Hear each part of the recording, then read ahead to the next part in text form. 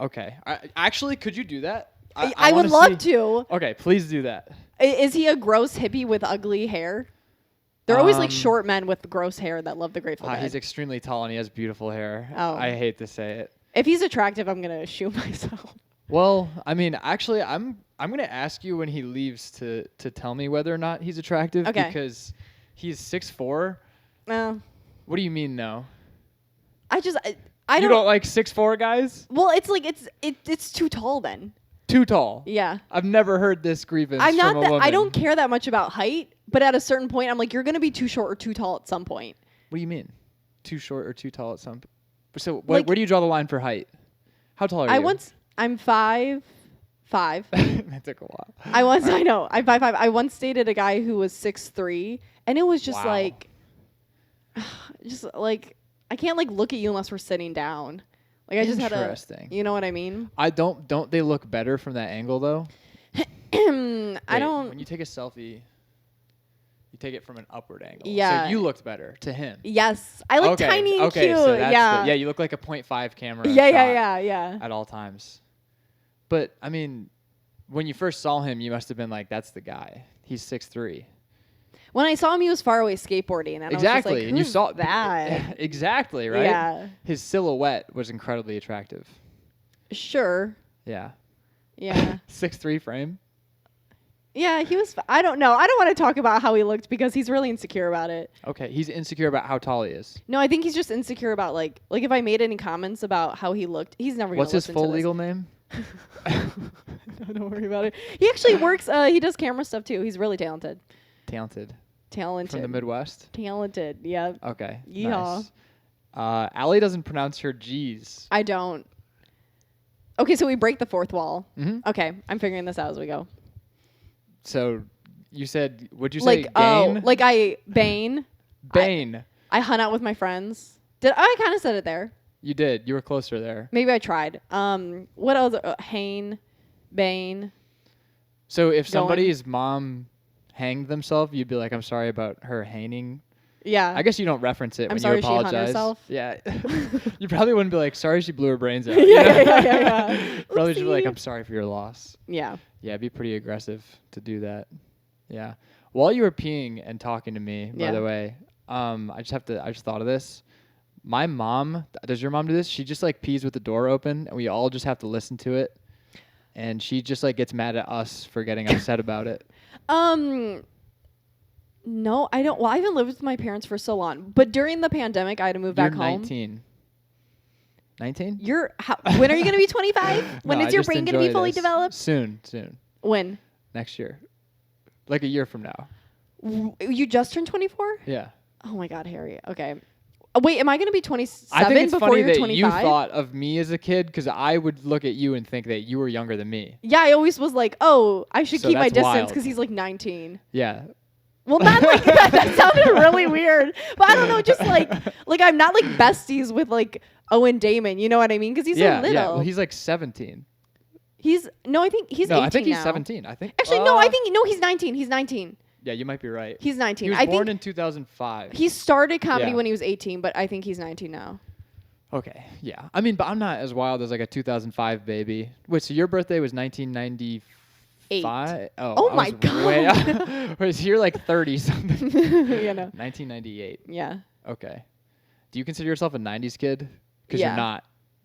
I was born in a different... My sister, also named Allie, by the way. Ew. How does she spell it? Way cooler than you. No. Aleigh.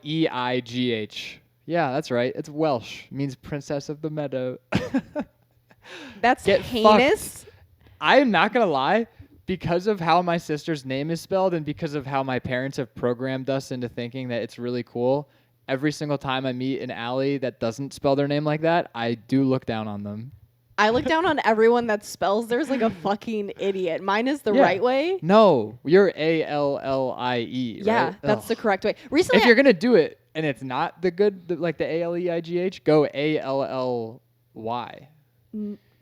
No. Had you ever see the ALY?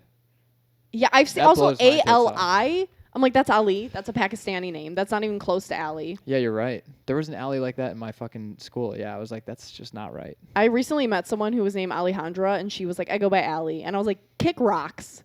Your name's Alex if you want to go for short. Alejandra, you're not Allie for short. I feel like Alejandra is such a cool name that I wouldn't want to shorten it to Not when it's the anything same name else. as mine. Oh, well, that too, yeah. You know? Like if I Allison is... But your full name's Allison. Yeah. So you don't... So you just get to choose. You just get to like pick and choose. Okay, so do your parents call you Allison? Rarely. When did you start going by Allie? Like, since I was born. Oh, okay. Why name you Allison, though? What's the point of naming somebody and then not calling them by that name? Well, you're just Harry. What the fuck does that mean? Right? Well, like, just... You know, there's not like everybody's so obsessed with this fucking bullshit. I'm sorry, I'm getting angry. because So there's happy no you're like here. way to show unless people call you like Hair Bear. Like there's only like nicknames you can do for your name. It's not really like a shortened unless someone wants to call you like H. Ugh. Which Oh God, that's not what H is a very not liked letter in society. Like in Spanish, they don't even pronounce it. yeah. I was like, Hola. I was super bummed about that in Spanish when we learned about H, and they're like, we just basically ignore this. It's like me and my G's with English. It is. Yeah, except that's like an entire culture. You're like an outlier. You're like people hear you and they're like, that's not right. I'm just Yeah. yeah. That's different. But the thing with like my name is already so shortened that I don't have any nickname opportunities. That's a Yeah. bummer. So you started with a full name and you have the opportunity to then get ones. Do you see what I'm saying? Yeah. Like they could have just called you like Son. That'd be kind of cool. There was a girl named Ashley and her friends called her Schlee. Wait, but that's my sister's name and I call her Shlee. Really? Yeah, that's her name on my phone. We're bumping mics. That's kind of cool. I know. Did you do because the reason they did it in my high school is because it was like this prototypical like hot blonde and they wanted to like take her down a peg and kind of be like, we could call you Ash, but that's like too cool sounding. Yeah. So we're going to call you Shlee. Is that the same rationale that you had? No, I think we just like weird nicknames in my family. And my sister's also, well, she's a brunette. But Really? yeah. You look down on brunettes? I do think blondes are better. Across the board?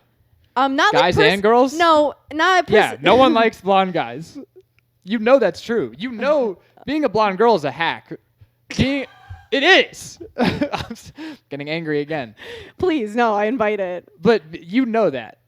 Like being a blonde woman is for sure better, but I think Yeah. there's like there's a want for blonde men. it's very niche. It is niche. It's niche. And me and AJ were talking about this. The blonde man is kind of AJ's like different though. His hair is like so dirty blonde that it's I don't know. So you don't consider him blonde? He is blonde, but I don't like see him as blonde. Interesting. Like you are a blonde to me, and he is not a like. I'm just I don't know. Yeah. But also I know him better, so I feel like I look at him and it's just like, that's AJ, but I Yeah. don't know you as well. So I'm For like, me, there's it's that like blonde albino. 19-year-old. Yeah, blonde Yeah. 19-year-old. Interesting. Yeah, I guess all blondes are not. Also, like a big thing with blondes is like, can you see their eyebrows? Oh yeah. Yeah, you have like defined eyebrows. Do the curtains match to the drapes? Or wait, Mine? that's the same thing. What is it? Is an eyebrow a curtain in that? Do the drapes match the carpet? I think you had it right the first time. No, I said do the curtains match the drapes, and that's just a different word for curtains. Yeah, what's a drape? It's a curtain. I've literally wait. It's a is curtain. it? Yeah. No one's ever walked in and been like, "I love your drapes." Honestly, we should start doing it more. Seriously, we should. But Next time I see you a don't even drape. have drapes. You have the bar thing for a drape, but you don't even have. Yeah, we have no drapes. Okay. There's got to be a difference between a curtain and a drape. I feel like a drape just drapes. Like it comes down. Like if you drape over something, like a curtain you close. You don't close a drape, do you? Sure. Yeah, drapes feel more decorative. Yeah, I think so. Maybe seasonal drapes. Yeah, or like that just Heard are it through there. the grapevine. Oh. All right, drapes of wrath. Oh, okay. yeah. I got draped in college. Oh. All right. No, that's a joke. I did it. Just kidding. College athlete joke. Yeah, Yeah, that's one of my favorites. it was all connected. I saw that. I did see that, and I was Yeah. like, interesting. Why didn't you say a specific sport? Did you just want to do a blanket? Because that includes like bowling. That's a good question. Really quick, Allie has a joke. Do you want to just tell it? That's what I do. I bring people on and then I'm like, Harry. about like 6 minutes in, I'm like, could you just do your act? I I hate doing jokes being told. Could I do it as you? Yeah. Do you know it verbatim? Don't fuck it up. Insert a clip. I met somebody the other day, and they were like, "I'm a butch lesbian." Am I right? Someone told me I looked like a butch dyke. A butch dyke. Okay, yeah. And then you're like, that's sort of redundant. Mm-hmm. It's kind of like saying I met like a rapey college athlete. Kind of, yeah. It's like calling someone a rapey college athlete. Yeah. And when I saw that, I thought about the athletes that did like bowling and stuff. And there's got to be a lower rape percentage amongst bowlers. That's not a stereotype. You know, like nobody's ever been like, I got raped by a college athlete. Let me guess, bowling. Yeah. You know? It definitely... It would be like lacrosse or hockey or football or something like that. That's true. I think I haven't done this in so long. I wanted to add on to the bit how like, God, I haven't done this in so long, but at least like be a D1 athlete. If you're going to rape me? Yeah. Like I went to a D3 college and I was like, come on, dudes. You know what I mean? Like you can't rape people and be a D3 volleyball player. Yeah. If you're going to do it right. Yeah. I guess. Wow. I mean, you can say that. No, yeah. Actually, thanks for reminding me. I'm going to re-add that into my bit. You should try that. Yeah. Damn. I mean, you don't think volleyball either? For sure.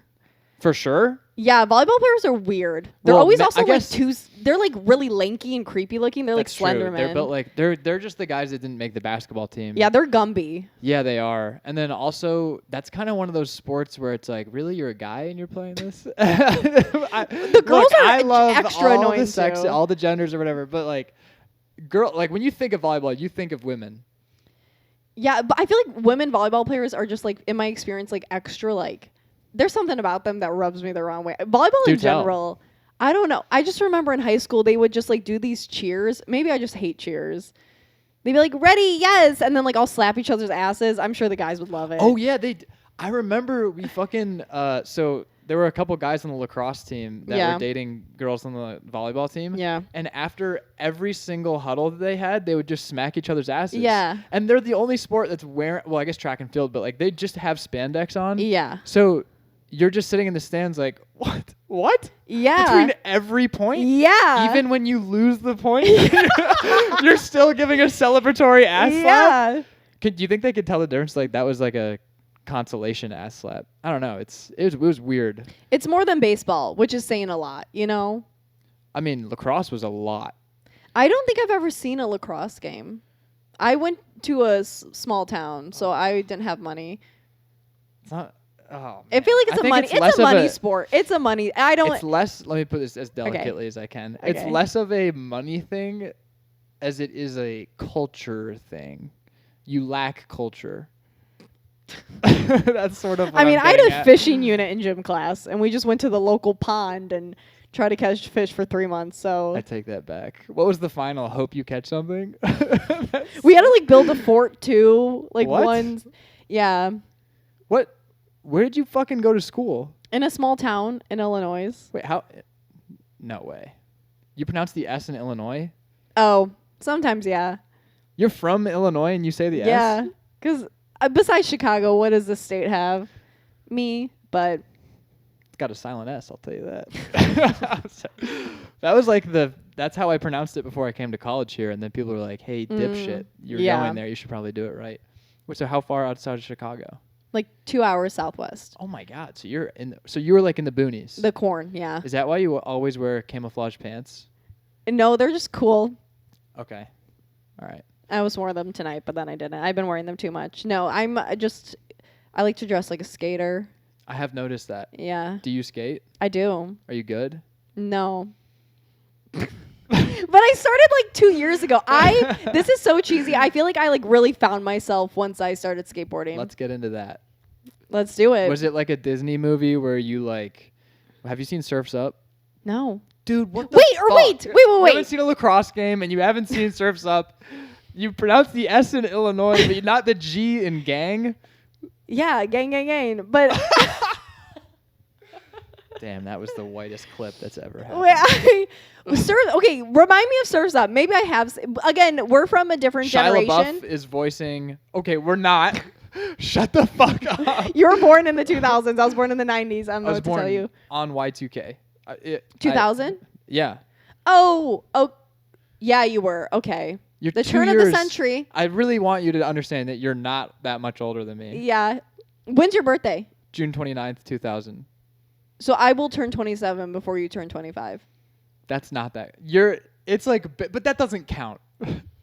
My sister would Pish do that posh. shit when we were little. She would be like, because she was May, so for like 1 month, she'd be like, for 1 month, I'm 3 years older than you. And we'd be like, yeah, shut the fuck up. I love doing that. No, you're not. Yeah, I just want to get that out of the way. Same generation. You're not a 90s kid. Okay. You have to have a consciousness to consider that you're a part. I remember 9/11. I was just going to ask. I remember. Because I do remember 9/11. Oh, it's unbelievable when I do, but when because but you were 2. I was 3. Wait. 2000. Yeah, I was like 3.5. Eat shit. Tell us. No. I'll eat shit gladly. Okay.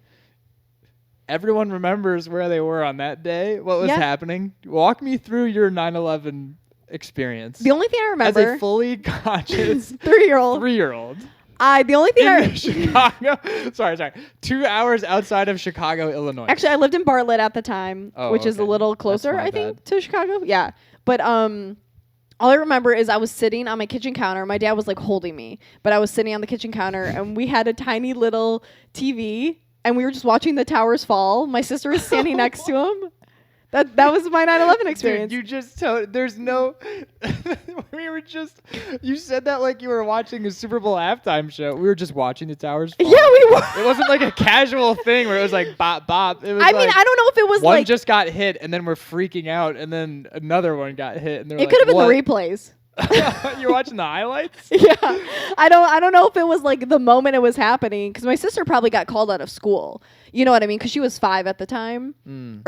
She was 5 about to be 6. So she probably got called out of school and then we were watching the replays.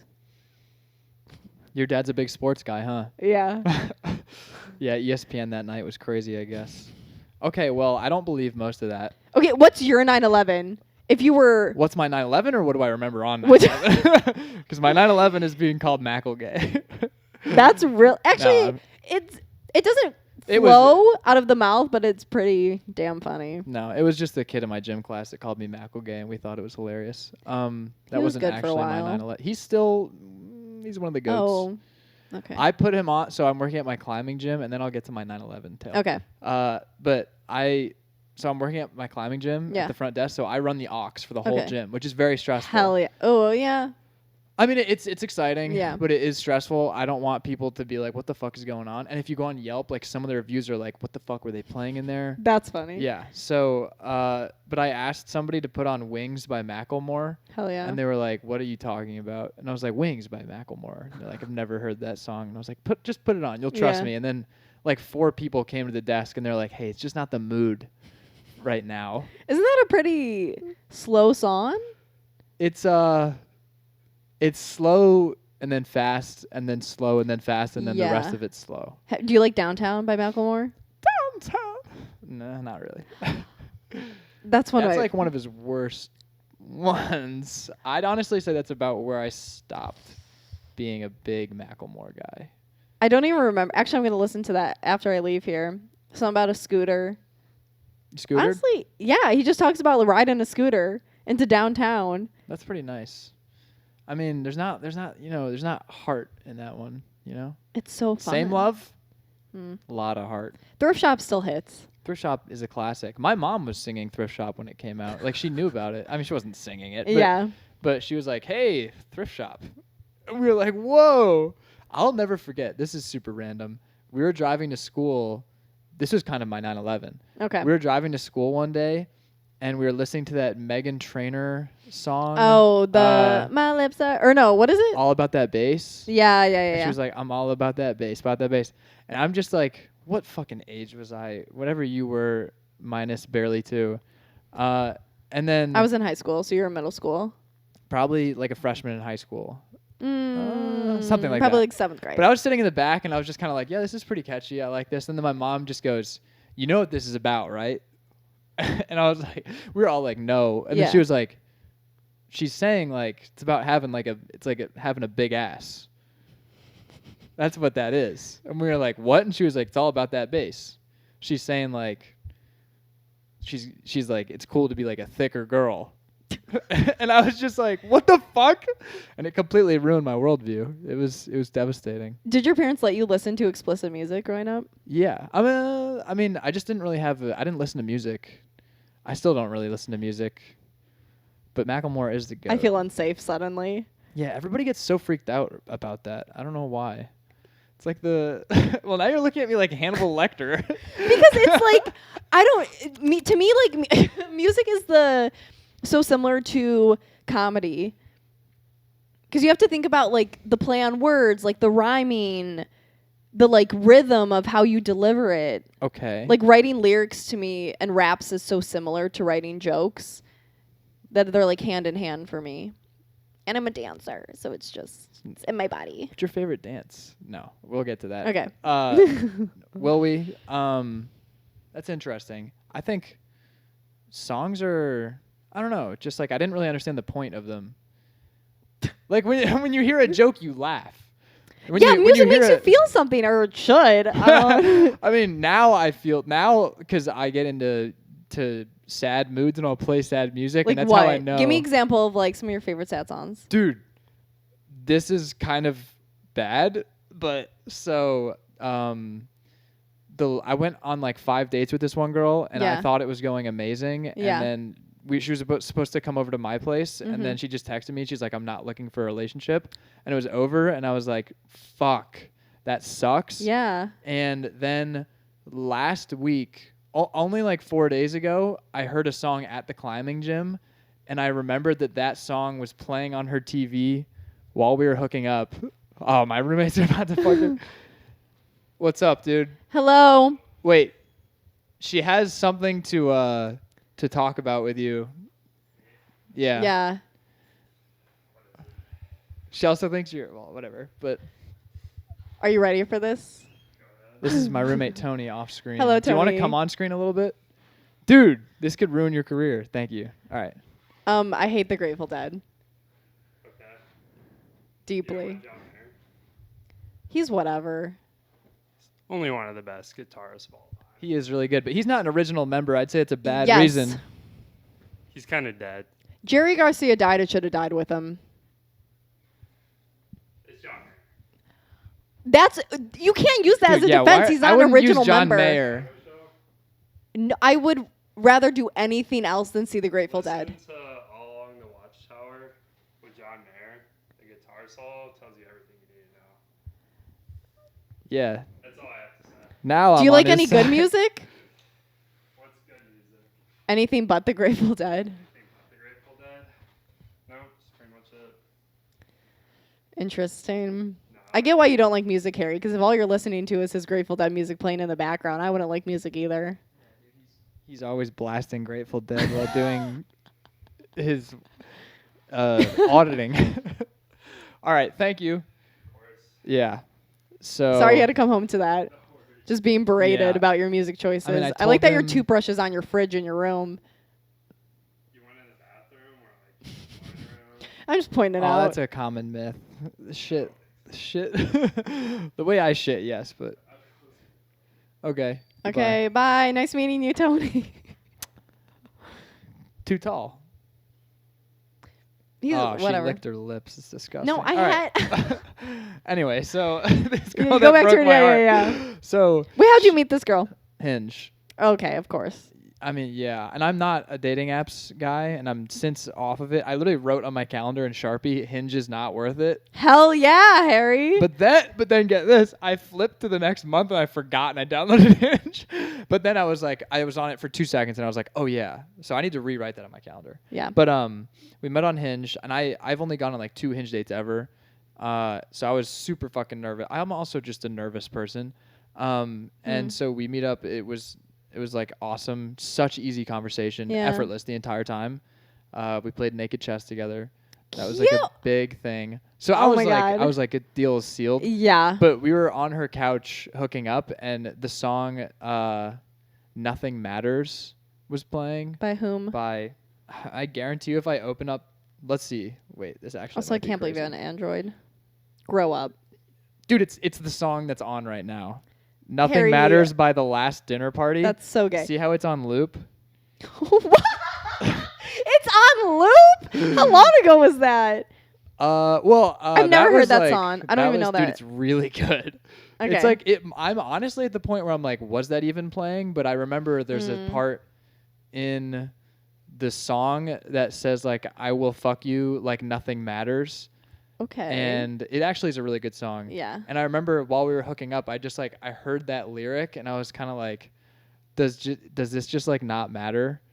Is this not going to matter? That's so depressing. And then it ended up not mattering. Oh my God. And then I heard that song and I just was like, where have I heard this? Yeah. And then it like all came rushing back. That's what music can do. Well, I hate that. That's horrible. If it has positive, experiences tied to it. But it is, yeah. I mean, I am doing it to myself, like, cause it's like, it's nice to feel things, I guess. Yeah. It's like very easy to. It's like kind of like when you don't have a word, like gaslighting the word. Yeah, I hate that word. Before the word gaslighting, people didn't really understand what was going on when someone was denied. But once you put a word to a phenomenon, then you can like more easily define it. Yeah. And I think that the same is with like music and emotions with people. Like if a situation makes you feel a certain way, you won't be able to replicate that again until you find the right song that kind of like brings you back to that. Yeah. And that's kind of crazy. But yeah, for the most part, I just don't listen to music. Music is good though. It's everything. It's not comedy. It's. So if you could only listen to stand up or only listen to music? Oh, only listen to music. Oh my God. I don't listen. That's so disgusting. So I never get to listen to Norm Macdonald ever again. Whatever. But the good news is I get to listen to Katy Perry. California Girls. Honestly, her first album was a hit. That song is a hit. Fuck Katy Perry. I don't even. Fuck Katy Perry. I tried to watch an interview of her recently, and she's so dumb. She was just not my cup of tea. Why not? I don't know. I didn't like her personality, but what was I gonna say? Oh, but I don't really listen to stand up. So that also was an easy answer for me. You don't listen to stand up? Not often. When was the last time you listened to stand up? Don't even remember. Probably a Jeff Asmus video like a month ago. That's like an actual launch. I probably like watched a friend's clip and like liked it on Instagram in the past month, but like actually watched like at least like a 5-minute set of someone probably was Jeff Asmus like a month ago. Why not? Why don't you watch it? I didn't grow up watching stand up. I didn't even becoming a comedian. Like I don't know. But you do stand up. I do. This is mind blowing to me. I love this comedy. Is like getting into movies and be like, I never really watch movies. I like comedic acting. Like all my 3 heroes are like more comedic actors. Can I guess your heroes? Yeah. And tell me if you're right. Yeah, I have 3. All right. Are they all men? No. How many? Give me the ratio. 1 man, 2 women. Okay, 1 man, 2 women. I think you'll be able to guess 1 out of 3. Okay. How many chances do you get?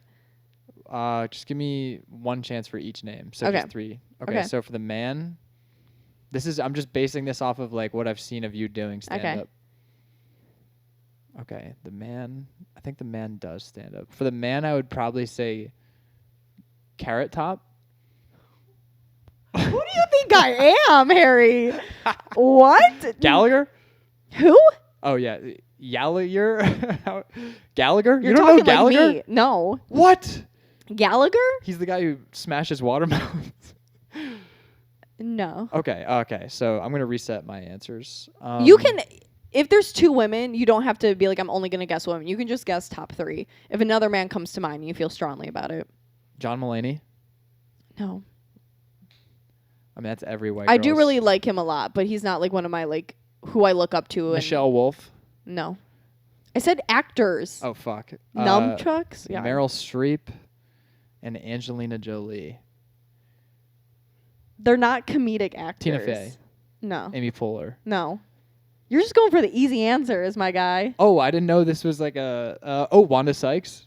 No. Whoopi Goldberg. No. Oprah. No. Oh.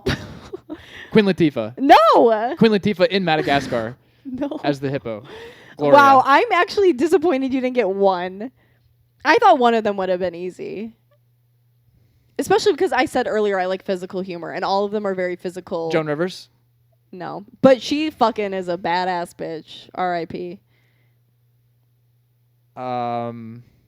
Fuck. This is way more than 3 guesses, but. Okay, I'm out. Jim Carrey. Oh, man. I thought you would have got that one. Jim Carrey, he used to be my fucking idol. He is still through and through. Yeah. Julia Louis-Dreyfus. Okay, that's fair. She's really hot in Seinfeld. Yeah, and so fucking hilarious. And Amanda Bynes. I would have never gotten Amanda Bynes. Yeah, I knew you were going to get Amanda Bynes. I could have gotten Julia Louis-Dreyfus. Fuck. That's fine. So you just want to like be in Seinfeld? I would love to be in Seinfeld. Well, I mean, also, I think that should never be touched. I think it's a masterpiece. Oh, you don't want to be in Seinfeld too? I don't. The return of Seinfeld. If your agent came a knocking, I think I would say yes. If they were like, even though listen, I think they should stop remaking old shit. That's perfect. I agree. It pisses me off. However, I love Seinfeld so much that I think if the opportunity presented itself and I got to play like the revamped Elaine, I think I could do the role and I would like put everything I had into it. Yeah. And I love being surrounded by men. So that's true. You do that a lot, which is crazy. Yeah. Comes with the territory. It does. It actually does. Yeah. Did you think about that before getting into stand up? The fact that you just be in like a sausage fest every night? No, because I grew up like that. Oh, okay. So I only fishing club? No, I always just had like 1 to 2 like really close like female friends, and then the rest of my friends were guys. Oh, and it wasn't because you're one of those. No. I this one girl Maybe I knew. We are from different generations. No, this one girl I knew, Carly Harriet, that lived in my She was cool. No, she would just like be like. She was one of those girls. Yeah. And I'd be like, "Yo, guys, are we gonna fucking play Ghost in the Graveyard or what?" Like, that was so fun. It was so fun. So I was like, I had a lot of guy friends, but I don't want to be like I was one of the boys, but I just like didn't care that much about men. Just the boys. Yeah. Yeah. So I'm like used to it. So were you like one of the girls in gym class that was like helpful on a squad? Like if I got you on my speedball team, would I be like, she's actually going to contribute? Yeah. All right, that's nice. I would respect that a lot. I would respect that a lot. Because when we were in gym class and girls would just tap out, and then they were like, you have to pass to a girl now. I know. Did that not happen in your school? Sometimes, but I was really fast. And what was your mile time in first grade? Probably like 6:30. Yeah, right. I swear to God, they 6-year-old running 6:30. Okay. Yeah. Okay. Maybe it's like a 12-year-old. Maybe it's like a 12-year-old. I remember they tried to recruit me to be on track and field for like 3 years, and I was just like, I don't want to. Yeah, you wanted to do cheer team, right? No, I was a dancer. Oh fuck, I forgot. I did real dance. I didn't just. Oh my god, one of my exes was a dancer. It was a nightmare. Why? No, it wasn't actually. Yeah. No. I mean, I went to one of their dance competitions, and I was like, it's just real life dance moms. Yeah, I never did competitions. Oh, you just. And I have enough money. What do you mean? Because they're so expensive. You have to take classes like 3 classes a night every night. Yeah, it's like club lacrosse, but for dancing. Yeah. Yeah. Club lacrosse, but you just hate your body even more. Yeah. I assume. I mean, I did watch Dance Moms a lot with my sister. I'm serious. I didn't. Really? So I know more about Dance Moms than you do? Yeah, you do. Wow, that's kind of crazy. Yeah. Well, I am. Did you say A? yeah. A? You can just call people gay to their face, and they'll just think you're getting like pumped on them. Yeah. So your parents were like, you don't have to do a real sport? I wanted to play soccer, but I didn't have enough time. Football? Why didn't you have enough time? Because I danced like every night. I also taught at the dance studio to make more money. Okay, and you still dance? Yeah, I mean, I go to the lake alone sometimes and do bachata. I'm about to ask a question. Let me know if it's inappropriate. Okay. Do you feel that dancing has made you better in bed? That's a great question. I want to say yes, but I don't feel like I've had enough positive experiences with men to really put that to use. Interesting. That sounds really vague, but I don't know a better way to describe that. Well, because in science, like in lab, they would teach us you only need 3 trials to be able to confirm a hypothesis. Okay. I'm assuming you've had over 3 trials. Yes, but... Inconclusive? Okay. I know that flexibility is part of it. That's like a big, because obviously, but you felt like you had a flashback right there. I did. It was a good flashback. Yeah, good. Happy for you. I was like, well, we were standing. Yeah. Wow. Anyway, but the movement, I don't know if that necessarily would. But it's also like the how enthusiastic you are about the partner, right? Oh my God, I never thought about that. Yeah. You know what I mean? That's like most of it. So like you can move, like anyone can move well, but also if you're not. Okay, No. anyone has the like the ability if they really want. You know what? Okay. I'm trying to be optimistic. I'm a stiff guy, but like I could imagine. But like I can, if I like really busted out, like if we had like a dance competition in Chicago and it was like the winner gets to headline Zanies, I would really I would love to see that. I would think I would really be great at dancing. Yeah. But I'm not gonna do it. I'm not gonna dance in front of anybody up until then, unless it's like in the kitchen. Okay. But like, typical white man. I'm a stiff guy though, is what I'm saying. Yeah. But I'm still like more naturally predisposed to the ability to dance than like 90. You're also an athlete. Exactly. Yeah. Most people are not. Yeah. So I don't think everybody can move like that. Yeah, okay. And then even if you can, do you know to? And even if you know to, can you put it all together? Yeah, and there's also, I think dancers also have an upper hand, not only for our flexibility and knowing our bodies, but also the rhythm.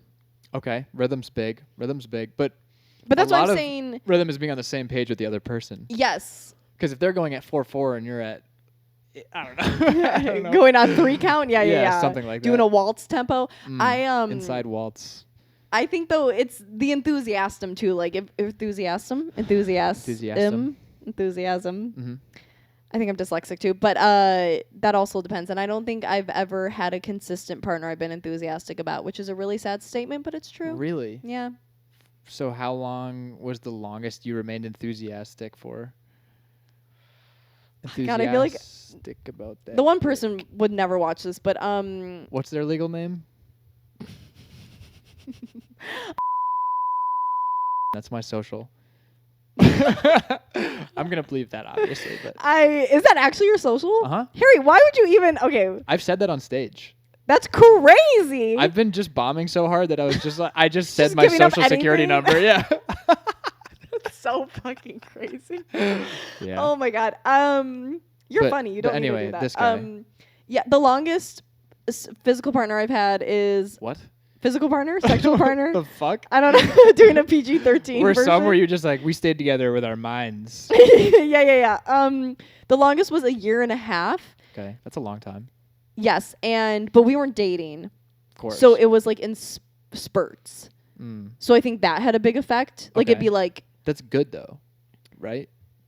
No, because then you don't like really get to learn someone's body, and I think you don't. If you're not consistently trying, you don't consistently care. What do you have to learn? Sorry to be like, I feel like we have a lot more to learn. People just have preferences, and also he was older, and so I think the older you get, the more you're like, I know what I like. But when you're like 19, nice. You're just like, I'll stick it in anything. You know what I mean? But there's only one thing, really. Okay, you know what I mean, though? But I think you get a little more, like, you figure out yourself and, like, what really gets you going. Yeah, well, I think that's way more of a girl thing. Figuring out what gets you going. Yeah. Because a guy is already going. Like, we idle at going. Do you see what I'm saying? A girl has to, like, go no matter what. A girl has to get in the mood. Yeah. I've literally been with girls where I did not want to have sex at all, and they're like, do you want to? And I'm like, why would I turn this... Like, well, of course I'm going to. You know what I mean? Yeah. It's like if someone offered me fucking Milk Duds. It's my favorite candy. Ew. Yeah. Okay. And I only like when it's sticky inside. All right. That was... Oh, I don't even like how that felt coming out. I don't even like Milk Duds. Yeah. So. They're so good. They're so good. Anyway. I feel like we have a lot more to learn. What are you learning on a guy? I said, like... preferences. Like, I feel like the last guy I slept with for a long time, he just, like, had particular things. Did you not just have a talk about it? No, he did. Did he have, like, a pamphlet? Like a binder with, like, plays? No. Well, he was also, like, always, like, inebriated when we had sex. That was an issue for him. But... Not for you, though? Not an issue for you? No, well, it was, because then he wouldn't really put in that much effort. Because, like, if you tell a guy, like, I prefer X, Y, and Z. Like if you do this, but he's like So you're a an couple alphabet drinks girl. in. Yeah. was good. Please, That was AB. good. Yeah, no, that was good. But no one's gonna really process it fully if they're a couple drinks in. You know what I mean? Yeah. I mean, your motor skills are decreased. Exactly. So Interesting. And you were just sober every time? yeah, I don't really drink. That also blows my mind. I don't even like drinking, and I drink. Why do you drink? Just like socially? I can't not fucking drink because. Oh, No. want to break that down no. here? No. We With can some get into things, it. yes, but not with alcohol. Yeah. Yeah, you lean forward. You're like, he has a problem. I'm engaged. No. Well, I didn't drink in college that much. Interesting. Why? And I just don't really like alcohol, Yeah. which I know is cliche. It's like everyone. No, thinks it I tastes like agree. this. You feel so heavy, and the next day I don't even get hangovers, but like you feel like groggy. Yeah, it just like makes you have a Yeah. bad day from the know. get go. Also, just like a lot of people do dumb shit when they're on it, but it's past that point. So, but like, I then stayed up drinking, watching Gilmore Girls with one of my roommates who was older than me in college, like my sophomore year, and I was like, okay, I now understand the allure of just like relaxing and having a drink as opposed to like going to a party. Okay. And I realized my real issue was the actual context in which you're drinking. Yeah. It's not with the actual like alcohol itself. Okay. And then especially doing comedy, you understand the value of like being relaxed and like having a bit of a buzz. And then it's gotten to the point where like I will go out and I will say like I am not going to drink. Yeah. And I'm not going to pay for a drink. And then like all my friends who are drunk are then buying me drinks. And it's like I'm not going to not take this drink. Okay. When people are drunk, they literally just hand you drinks. Yeah. And it's just like, well, I mean, I guess. Yeah. At the Vouch audition, I drank somebody else's beer. Yeah. It was just on the table for 45 minutes, and I was like, someone's got to drink this. Was it like already drank out of? Yeah, it was half empty. And there was like a Zin thing floating in the bottom of Ew, it. what? Yeah, it hit my uvula on the way down. No, I'm kidding. Everything was true up until the half drank. It was topped off. Okay. But yeah, drinking, I understand it now. I drank on my birthday and I had one seltzer and a lemon drop shot and it took me for like 5 hours. You got fucked up. I did. And That's it's kind of like, cool that you can still do it's that. fun. Yeah. Being like tipsy is fun, but I don't trust people What? like around me. Okay. You know what I mean? Like I don't like being not in control of like Okay. my mind and my body. And I feel like I was a little mean in college when I drank. Oh, I would love to hear about that. It's It's so hard to imagine you being capable of being mean. I only drank for like 3 months in college, and then they were the meanest 3 months. and it was my 9/11, and then I stopped drinking. No, it's other people's 9/11. You were Well, the that too. plane. I wasn't me. I was just Their I was hopes kind of and mean. dreams were the towers. I was more honest. Oh, that's what. I'm just too real. Like I just remember one time I told a guy like I thought he was cute and I found out he had a girlfriend and I think I just told him I was like you'd be so much cuter if you didn't have a girlfriend. Like I would just say dumb shit like that. That it was like kind of hot. I don't think that's mean. Maybe I mean There's no way he was like, God, this girl's she's so mean. She to me just I said was I'd like be it's mean though cuter. because it's like disrespecting his girlfriend and it's disrespecting Yeah. his relationship. As a woman, that was fucked up. Yeah, and You it's shouldn't have done disrespecting that. myself. Like Yeah. why am I like hitting on What are you doing? What the hell? I was 19, so I didn't know anything of what I was doing. And I didn't have, like, the people around me were not good people either. So I think that, like, That's good, yeah. influenced the How'd you the get into cattiness. that group? I think I was, like, lab partners with one of the girls. And then she, like, I felt like a loser because all my friends, like, didn't go out. And so I, like, befriended her to go out. And then we started going out together. And I was like, you and your friends kind of suck. Yeah. What'd they do when they went out? Just, like, we're dumb and we're Yeah. sluts. No, but actually, That you was know, true. Come on. Yeah, no, that's true. Like it just Don't give a fake laugh. everyone, and it was like always. It was at a D3 school, so we would go to like the athlete's house. Lax house? Oh no, you've never seen a Lax game. Never mind. Oh, Sorry, D3 house. yeah. So it's because there was no frat at my college. It would be like, this is the baseball house. This is the soccer house. That's how our school was. Yeah, and it's just like I'm like none of you guys are good at your sport. You're at a D3 school. Oh. You know what I mean? So everyone no thought they were appreciation for the D3 athletes. The people doing it for the love of the game. you know, good for them. But I don't want to pay to see it. It's the open mic comedy of sports. Truly. So everyone just thought they were hot shit, and I was over it. I was just like, from the moment it began, I was like, this is not that. You just walk in there sober and lay your cock out? Well, I would. I wish. But no, Jungle Juice, though. I remember drinking Jungle Juice for the first time, and I was like, this is pretty sick. That was gross.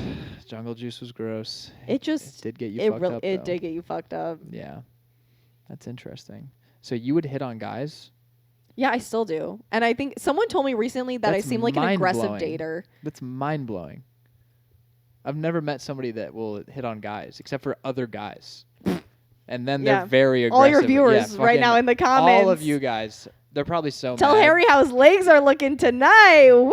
In those shorts. You know what's fucked up is that they're not even objectifying you.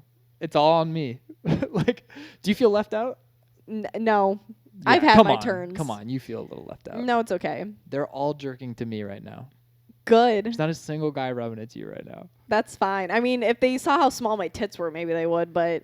That'd be interesting. They're like, oh, they're that small? Let's go. Now I am turned on. Yeah, more like pectorals than anything. Can they see your socks? Okay, good. Yep, there's a thumbnail. Thank you. Oh, my God. All right, what were we saying before? Oh, yeah, you hit on guys. That's wild. Were you always like that? Do you have the confidence to do that? Because I'm supposed to be the one doing the hitting on, and I can't do that. Yeah, really? Yeah. Guys, I feel like it's so easy. Like, you just have to be like, yeah. That's unbelievable. I think it's so difficult. Blonde girl perspective. I think, no, here's the thing. Because I think, generally speaking, women are more clear with their intentions and more like upfront about what they're looking for. Not always, not speaking in absolutes here. Okay. But so I think it's harder for women because even if I hit on a guy, I think he'll entertain it because he's like, oh, she's hit. You know what I mean? I think it's more unheard of. So it's like flattering if a woman hits on a guy. But then I think it's so much easier to get led on if I hit on you rather than you hitting on me. Do you know what I mean? Like you're the one getting led on? Yeah, like I feel like if a guy hits on me, he has a little more interest than he normally would if I hit on him, generally speaking. No, I think you're completely wrong. I don't know. If I understand what you're saying. Okay, tell me what I'm saying back to me. I don't think I can. I actually don't think I can. So you're saying when you hit on a guy, that's less cool for him than it is for when he hits on a girl and she's about it. No, I think it's cooler for the guy. Okay. But I think they'll entertain it more whether they're super into it or not just because they're flattered. Okay, just because you're doing it? Yes. But that means it's easier for you because that means that your hit rate is higher. My hit rate is higher, but the longevity is not. Oh, that's a good take. Oh, I like that. I've never considered, because I just was like a foot in the door guy. Yeah. I just figured once you got the interview, you were good. No. Interesting. So you bombed interviews? I get a lot of interviews, but I never get a job. No callbacks? Yeah. Really? Yeah. Why do you think that is? Really, Harry? Let's do some soul searching. I have therapy tomorrow, so this will be helpful. I can break it down. Cool. Then I don't know. I feel like I've liked a lot of guys, and a lot of guys have liked me back, but they have never wanted to lock it down. Really? Yeah. That's very interesting. Mm-hmm. And I always hear about these guys, and I'm a girl. I act like a chick, because I always am like, let's lock this shit down. Yeah. You know, let's batten the hatches. Yeah. And then I always hear about guys that are like that, and I'm like, am I only dating girls that act like guys? Or, well, no, not dating, because if are obviously, but am I only talking to girls? Yeah, that's still casually dating. Talking, hanging out is the stupidest fucking thing I've ever heard. No, if I'm if I'm dating a girl, it's like very like I'm like, all right, we're gonna. Well, so if you're dating. talking, you're casually dating someone. If you're going on dates casually, you're dating them just because you're not. You know what I mean? We're dating, but we're not dating. No, you are dating. If you're going on dates, you're dating, but you're not in a relationship. You're not in a committed relationship. You're not exclusive. Okay, that's a difference. Sure. All right. So I guess I could say dating. Yeah. I mean, it's happened like twice. But yeah, it's weird. It's very interesting. Because I feel like it's always flipped. And then I hear about this. Do you think that do you think that that's because you attract that kind of guy? I suppose so. I mean, it has to be. Like, at this point, it's happened to me so many times. I'm like, I'm the common denominator. You know what I mean? That is true. So. Or men is the common denominator and you're a lesbian. I'm yeah. But no, I don't think so. I thought I was. No, 2 times in my life I questioned being gay. Well, that's twice as many as most people. The first time was due to trauma from men, and the second time was due to lack of attention from men. So I don't think either. It's kind of cool that we made you question your sexuality twice. Just as guys in general. Yeah. Good job, guys. Take that point, but. Interesting. So, I mean, I've never actually, like, so I remember when I was little, I asked my mom, I was like, how do I know if I'm gay or not? She's like, do you want to kiss a boy? And I was like, God, no. And she was like, you're not. I was like, oh, it's that easy. Okay. Yeah. Sick. And then I remember one time my sister was grilling my mom, and she was like, we're all in high school, and she was like, do you ever kiss a girl in college? And my mom was like, no. And she was like, why not? My mom was like, I didn't want to. And then she was like, but aren't all women sort of attracted to women? And my mom was like, I'm not. I have no interest in it. And my sister was like, I think you're lying. And my mom was like, I'm not. We were like, whoa. Whoa. Did she grow up Catholic or what? No, she did not. Oh. No. So I don't know. At least she was honest. I like your mom. My mom's so honest. I love that. I asked her point blank who I thought was the funniest kid, and she was like, you're all funny in different ways. And I was like, what? I thought I was a slam dunk. Are you the youngest? I mean, I'm a twin. Oh. Oh, yeah. Okay, but it's a sister. No, it's a brother. Oh. Whoa. Identical? No. Oh. See, it breaks everyone's dream. Him. Really? Yeah. Wow, good for him. Yeah, I guess he's taller and he gets tan. Wow. And he was a D1 athlete. Isn't that bullshit? Wait, were you a D3? Uh-huh. No. I played a cooler sport, to be fair. What did he play? He ran. Oh, yeah, you did play a cooler sport. Yeah, I did. But, I mean, it was really tough growing up in, like, 5th grade because that was the social hierarchy. How fast is everybody? There were 2 Merediths on that list. One was at the top and one was in the middle. Yeah. Yeah, that was tough. I'm past it now. Good. I definitely don't think about it a lot. The tan thing does bother me. What's his name? He's also a brunette, Teddy. Teddy? You don't like that? Teddy. No. Why not? Because it's the name of Hannah's dog and boyfriend. Hannah Belmont? Mm-hmm. Oh. Her dog's named Teddy and her boyfriend's named Teddy. And which my came brother's first? The dog. I don't know why that took me so long. Interesting. Her dog tried to rape me, but that's a whole nother thing. Don't all dogs try? Yeah, and they get away with it. It's really weird. I fucking have a joke about this, and I did it, and a woman said that made me want to throw up. Because I said the sentence, it's rape for the whole family. Oh my God, Harry. Wait, I don't want to hear this joke now, but I do want to hear it. I'll tell you after. On stage, yeah. On stage? Yeah, or later, you can just hold this microphone and pretend. Yeah, I could. Yeah, are you going to Logan? I think, yeah. Okay, you can cut that, but... I'll definitely cut that. Teddy, though, is... Like, I wouldn't want to call my boyfriend Teddy. And what's better, Ted? Like... Yeah. I think Teddy's a solid name. It sounds so juvenile, and Ted sounds like too old. You know what I mean? There's no like in between of like you're like I just a young don't adult. Know how much weight to give to someone who spells Allie Allie. Like your opinion on names is sort of eat shit when I'm famous. When I'm more famous. See, off camera I said she was only doing comedy just so she could get famous. We've basically confirmed famous. That. How many followers do you have? I don't care. No, I mean, I'm being slightly hyperbolic. How many? On TikTok or Instagram? Both. I mean, I don't really try. Instagram, I have over 6K. TikTok, I have over 16K. Whoa. That's a lot. I don't even post anymore. You have a reel that's liked by Mark Normand. I do. Wait, what? How do you know that? Because I stalked it.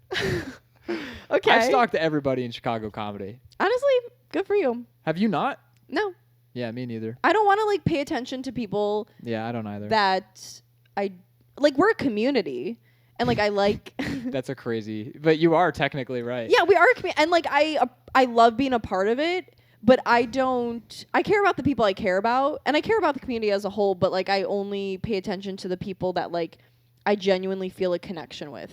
Mm-hmm. You know, like I'll root for someone who finds success that I'm not close to, but if like we're not friends or even like comedy friends, you know, because of the difference of that, like I don't know, I don't want to like see what you're up to. Yeah. Interesting. So you do just not follow them? No, I follow people. I just like I don't really scroll. Actually, I was so annoyed with like messaging you, and that's why it kept taking me forever because I don't have my notifications on.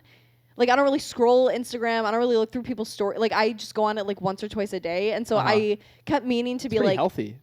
Thank you. I try. You have to be unhealthy in other ways though. How are you making up for that?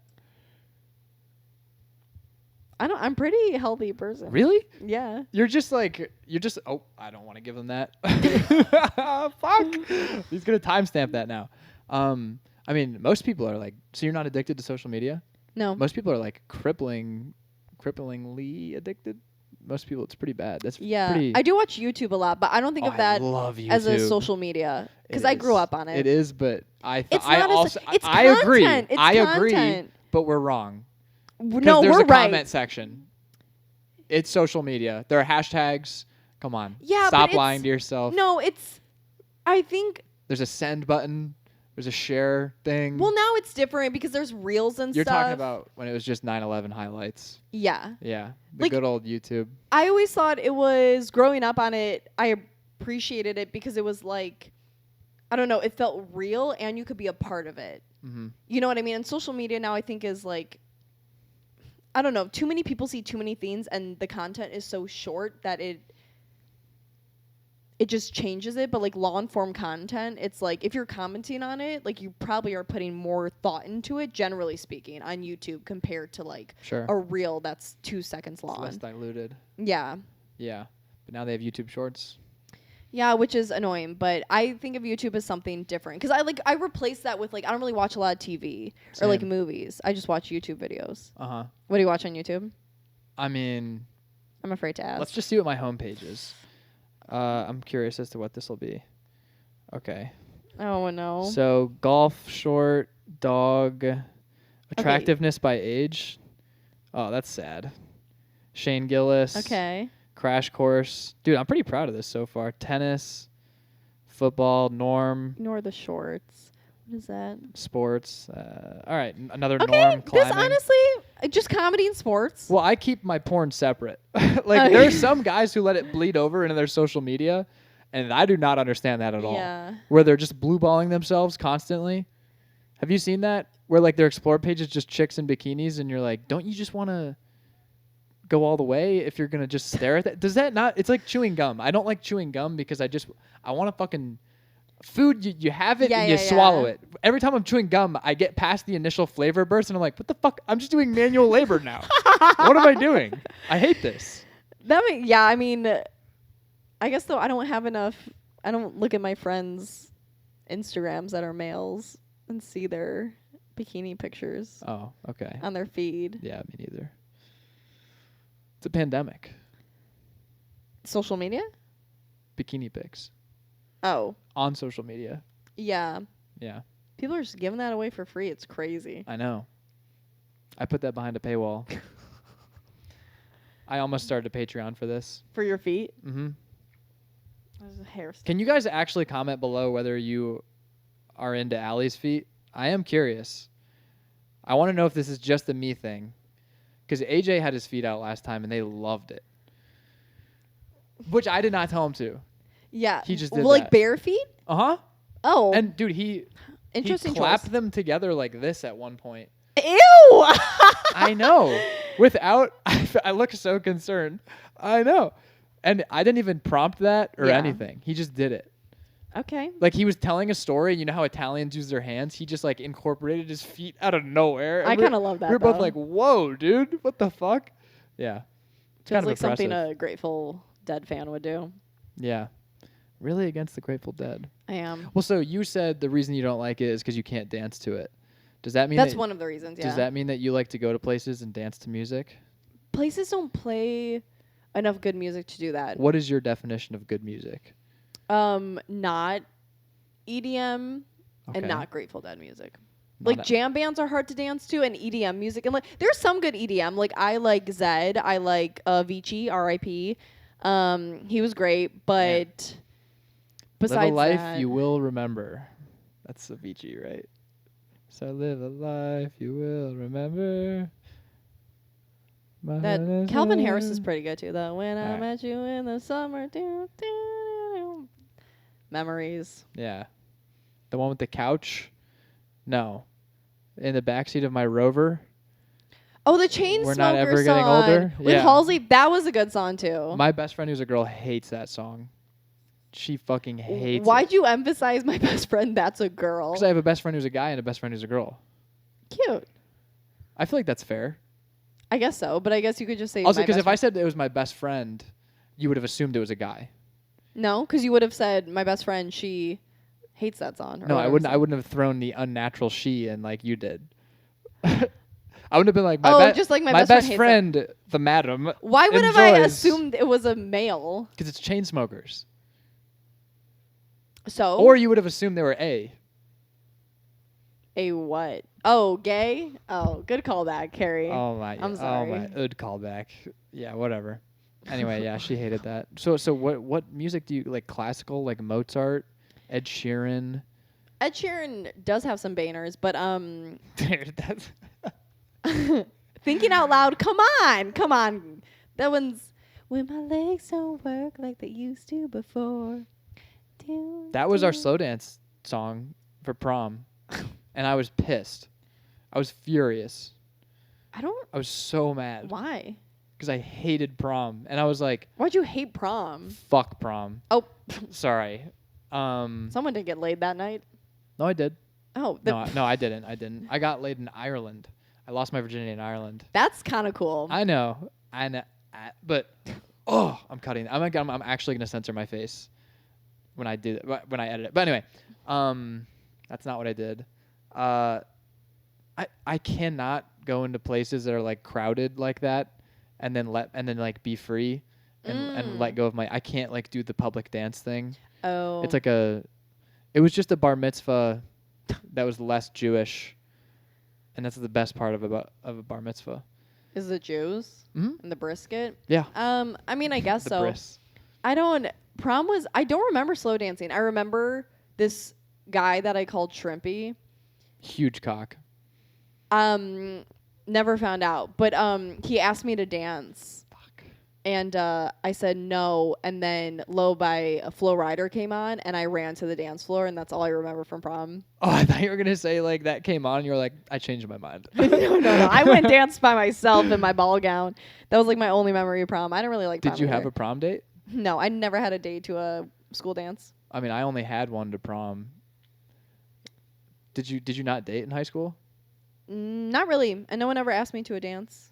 Whoa. Is Yeah. that why you were like, I'm gonna start asking them?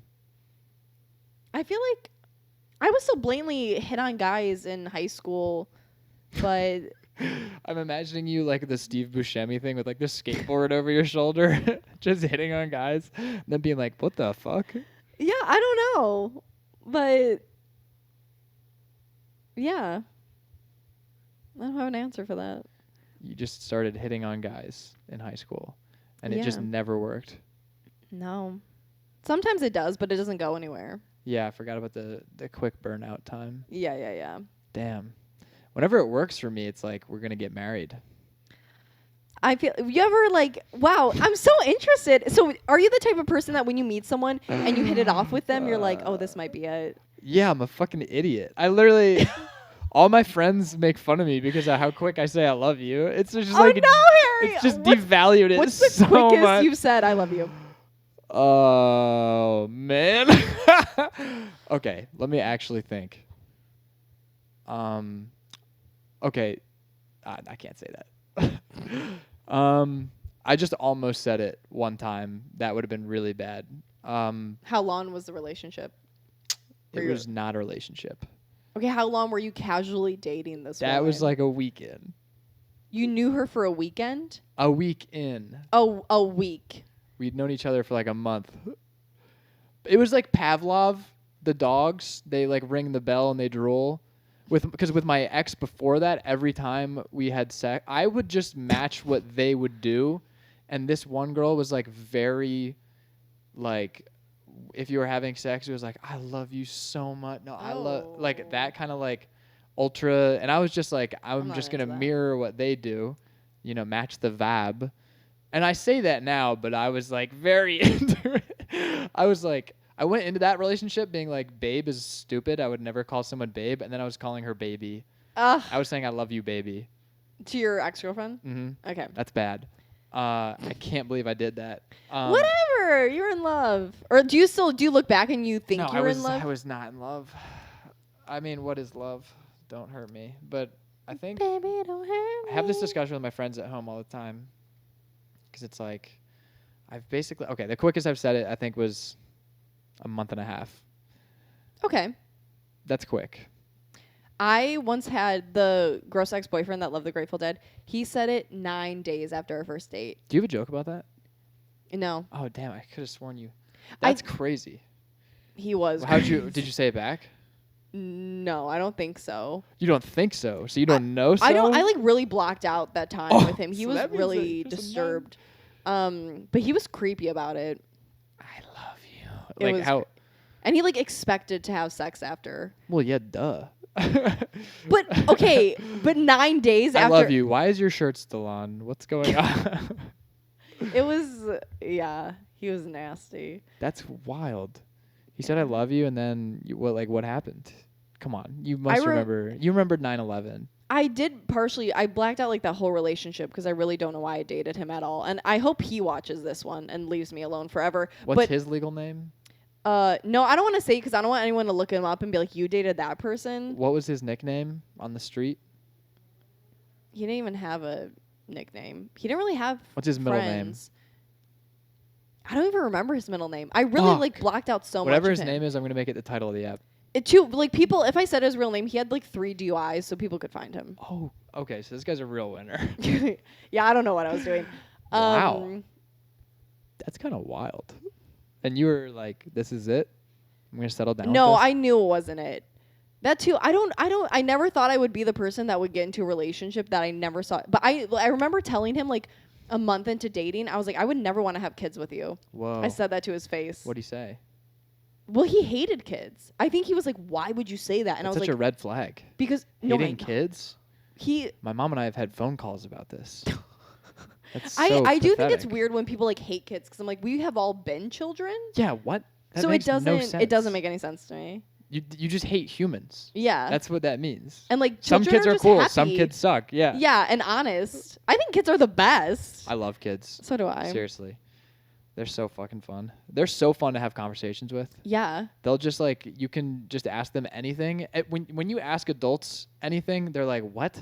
When you ask a kid anything, you can ask a kid the craziest question. They'll be like, let me think on that. And like, they'll just fully like try to answer it for you. It's so cool. Yeah. I enjoy people that are still like that. Like have like that sense of wonder. Yeah. Yeah. I try to. I think it's a good quality to have to still be childlike. Not childish, but childlike. That's interesting. Yeah. How there's a distinction. Well, childish just is like more of I know what you're saying. You know, being immature and whatnot. Yeah. I guess, but yeah. But this guy, not childish. Yeah, we don't have to stay on him. He's one of Hated the worst children. memories. Do you want kids? I don't know. Oh. Do you want kids? I feel like yes. Yeah. That's all I want. Really? Well, I want to get past at the cellar, but then I want kids. Cellar is like your number one goal? Mm-hmm. Interesting. I mean, that's the greatest stage in the world. Have you been there? No. I haven't either. Not I'm yet. Gonna be there in a year though. I'm not gonna be. I'm gonna be in New York in a year. And You're moving in a year? Yeah. Whoa. Okay. Plans. Wow. Put that out there early. 1 year's time. Little feeler for the feet guys. I'm back on the East Coast. Yeah. Daddy's let them know home. where you're. How many kids do you want? I want to have 2 biological and adopt one. Okay. Interesting. Why the one adoption? Because I've always wanted to have a black son who's really good at sports. Harry. Okay. I have a family friend. Also, I might have 3 black kids because I could marry a black lady. I want to put that out as well. But I had a family friend, and she adopted her kids from Africa. I can't remember where, but like, and then they had kids. Yeah. And one of those kids, we were like out to dinner with her, and one of those kids is getting like really good at soccer. And this is an older white lady with like the blackest kids ever. Yeah. And like, she literally was just like, finally one of them is a fucking athlete. We were dying laughing. Oh my It was so God. funny. I don't actually care if it's an athlete, but I think it would be cool to adopt one kid. Yeah. Yeah. I want it to be like a kitten situation though. I don't want to adopt like a 15-year-old where they're like, I hate you. I don't need a Disney movie, you know? Like, I don't need to like go through this whole like trials and tribute. I just want you to be like Stockholm syndromed from day one. But then when you're older, you're like, you're not Asian, Dad. And I'm like, oh. Isn't that... Aren't you afraid of it like driving a wedge though if you have like 2 biological kids and 1 adoptive kid? No, because I'm always gonna like sit them down and tell them that I love the adopted kid less. I thought you were gonna say more. I know. No, I don't. I mean, I don't think so. If they all grow up together, it's kind of like when you have like a golden retriever raise tigers, and the tigers just think that that's it's allegory of the cave, Plato. Okay. Yeah. Okay. But you don't. You hate children like that. No. That's why you gotta. Let's not cut that. Don't put that in. Do you actually want me to cut it? Yeah, I'll cut that part. It truly, the beginning part of it, I don't mind, but that relationship, like I'm like repulsed by him genuinely. And I don't believe in talking shit about your exes, but like I look back at that with like, I don't want to say I would take it back, but like I don't look at it fondly at all. Mm-hmm. That's okay. Damn. Most of my exes, I'm like, they're very good people. I have one ex that like I love dearly forever. That was like my first love, but besides that, if he texted you right now and asked to move to some faraway land with you and like raise goats together, would you do it? No, I thought I was gonna marry him for like 7 years of my life, but then once I got it's a long time. It is. Wait, a long. What age to what age? I met him when I was 15, and then we broke up when I was 21. It was like a week after my 21st birthday. And don't play that game.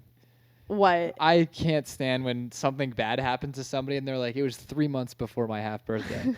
No, he did like week. It's a week after. Come on. He didn't come to my birthday. I was really upset about it. Open with that. That's fucked up. Yeah, he didn't come to my birthday dinner. But we broke up when I was 21, and then I think I didn't get over him because it was one of those where he broke up with me, but then he would text me all summer and be like, I fell asleep with the picture you got me of us crying. What? And you still love this guy? He had a fucked up childhood, so like he was not emotionally in tune. But so I probably fell out of love with him when I was 22. God.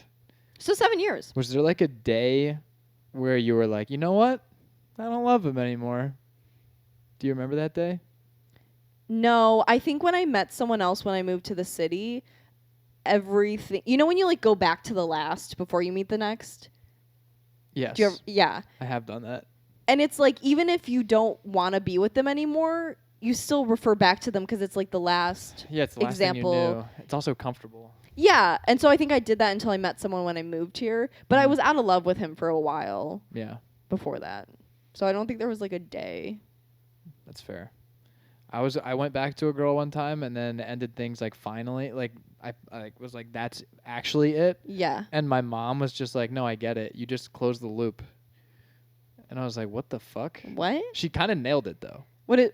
Explain that. Like, it was just always this, like, I liked her and she didn't like me, and then it was the other way around, and then it kept and then it just got to the point where it was just, like, her liking me and I didn't like her, and then I finally gave into it, and then I gave into it again. Yeah. And then I realized I didn't actually like it. I was kind of just, like, I don't know. But how long did this last? When was this? From high school to, like, sophomore year of college. Jesus. But it was on and off. Yeah. And I just remember my mom was just like, no, I get it. You got the monkey off your back. I love your mom. She sounds so fucking sick. I know, that was one of those moments you're like, how much do you know? How wise are you? Yeah. What the fuck? Yeah. Yeah, she's pretty cool. I mean, one time I got my whole family high for New Year's. Okay. And my mom was like, she was should I say that? Well, she smoked in college, but she asked me to get weed one time. Yeah. For her and my uncle, because they were like spreading my grandmother's ashes. And she was like, here's $100, go buy weed, give us some, keep the rest for yourself. And I was like, let's fucking go. So I went and got, and also I was like, I've never bought weed in New Jersey before, because I started smoking in college. She was like, you're on the lacrosse team, figure it out. And I was like, oh, okay, Mom. Are your parents still married? Well, my dad died. I feel like I maybe knew that at some, no, maybe I didn't. No, I don't think so. We haven't really talked that much. We haven't. Do you remember our first interaction? It was like the first one that I really remember interaction with you. What was it? It was really bad. It was at Logan, and it was that week where it was like -7 out, and I just bombed my dick off at like 2 mics before. I think it was just the Spanglish and the 7 p.m. before going to Logan, and I walked in just like freezing cold, and everybody was in the room. And every time I go into Logan, if I need to go to the bathroom, if I don't, I just go into the bathroom right away. And I'm just like, okay, I'm in Logan. I'm going to go do stand up. Like, I just like looking at the fucking drawing that they have in there. And then I came out of the bathroom, and it was just like one of those unavoidable things where it was like you were standing right in the way. Yeah. And I was like, I have to have a conversation with Allie Sroka right now. And we had never talked, and I could tell that you were like, you were just like, oh, what's up? And I just looked at you, and I was like, I don't know, it's cold. And then I walked into the room, and I was like, oh, I was so mean. That was so fucked up. I don't remember that. I figured you wouldn't, because it's like I'm thinking about it way too much thing. Yeah. But I just remember just being like with so much disdain, just be like, it's cold. I don't know. And then just walking in and be like, I think Allie Sroka thinks I'm a dick now. No, I never thought you were a dick. That's nice. Yeah. That's cool. I think you have that persona on stage, and I actually like that you lean into it. I think I have a dick persona on stage? Sometimes, yeah. Whoa. Especially like roast battle. Oh, dude, everybody tells me I'm so different at roast. But it's like I am a dick at roast. I think it's so different, because I think a lot of people try to be an asshole, but like I just am an asshole. That is what it just like comes across so naturally. But it like I don't know. It's like it's almost like a character, because I know you're not. I appreciate watching people that I'm like, funny. I know you're not actually that kind of person. Mm-hmm. Same with like Ryder Ollie. Like he says the most like crazy shit on stage, but he's like the biggest sweetheart. Yeah, he's such a cuddle bear. Exactly. And he's like really well read too. Yeah, like was he's a scientist so smart. in college. Yeah. You're like you're so loud. Exactly. So it's just like I love don't know. you, Ryder, but yeah, it was confusing the first time I heard you talk about what you did in college, like what you majored in. I was like, what? This is blowing my mind. That's interesting though. Huh. I just remember watching you do stand up and thinking like her hair is like really long. Wow, nothing about my comedy. Just my hair is long. Your hair was really long. It is really long. To be fair. Yeah. And I was just like, at what point do you say, like, this is too long? This is like getting in the way of things. When you shower, it must be a fucking nightmare. I was gonna wash my hair today, but I was like, this is gonna be an hour and a half minimum. I don't have time for this. That's unbelievable. Yeah. That's ridiculous. Because my hair gets long, and when I mean long, I mean like down to here. Ugh. It's gross. Yeah. When my hair gets long, it is. My friends will just openly tell me like it's bad. We don't want to be seen with you. Old women love it though. Old women love young men regardless. That's true. And they can get away with that, by the way. Because they're not as creepy about it. They're not as creepy about it. There's like this Golden Girls thing where they're just like, they'll be like, "Do you have a girlfriend? Oh, you should." Yeah, like I sat in a Great Clips one time with super. Let's see if I can find a picture of myself with like really long hair. But I had this really long hair, and okay, so what year would this be? Year I graduated college. This was when my life went downhill and I grew my hair out a lot. That was my ex-girlfriend. That was my ex-girlfriend again.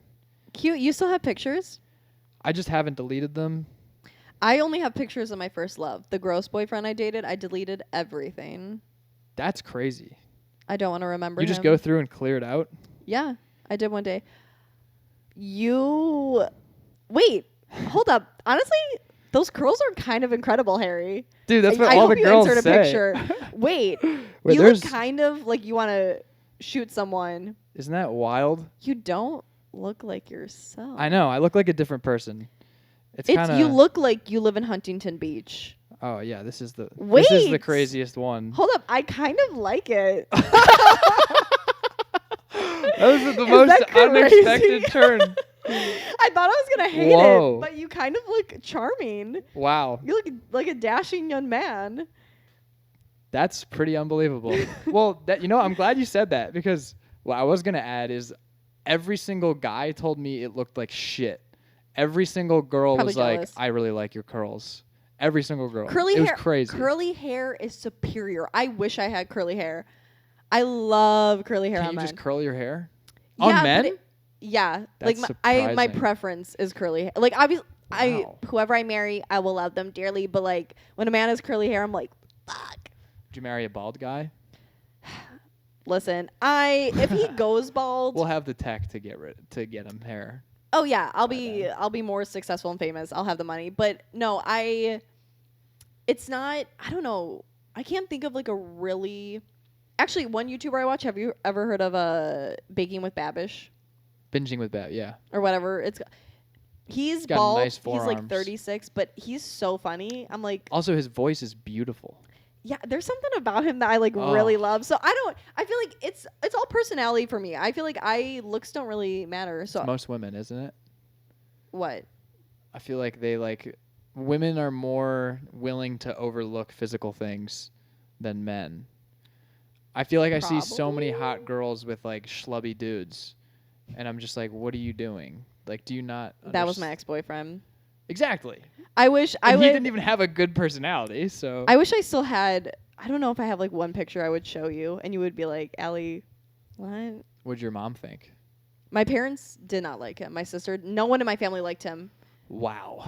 Did they just tell you? I've never dated somebody where people didn't like them. Me and my sister both dated really shitty men at the same time during the pandemic. Oh, your dad must have been so juiced. And he was not having it. And after little baby girls. We both broke up with him around the same time. And me and my sister were both like, what were you doing? And she was like, what were you doing? That's funny. And we promised each other, like, if we do not like each other's boyfriends from here on out, like, we will say it from the get-go. That's smart. Yeah. Yeah. So I don't really like her boyfriend now, but I don't know. He's fine. Right now? Yeah. Like presently? I've told her that. Damn. What'd she say? Why don't you like him? He's just a little pretentious and not very grateful and not very ambitious. Ooh, the ambitious one is bad. I always ask him, like, you know, like, what are you up to? What have you been doing? He's always like, nothing. I'm like, what are your goals for the future? He's like, nothing. Oh. Which is, like, fine. Not everyone has to, like, change the world, but it's like, I don't know. We only got one of these. Don't you want to do something with it? That's my exact view on that. People that just don't want to even have fun. You don't want to do something? I don't get that. Yeah. I don't get it either. Ugh. Yeah. I hate boring people. You know who I hate more than any other demographic? Who? Ugly, boring people. Like people who, like, what's the breakdown of that? Like, because most, okay. If you're attractive, you can get away with not being that interesting. Yeah. Because you're attractive. Yeah. And if you're ugly, you generally have to develop something. Yeah. But there's just this mysterious subset of people in society that are ugly and boring. And I just I can't wrap my head around it. It's like, shouldn't you have something? But you talk to them and it's just like talking to a wall, and then they look like they ran into a wall, and you're like, you have to have something. Yeah. And then, but I think there's just some people, there's just nothing.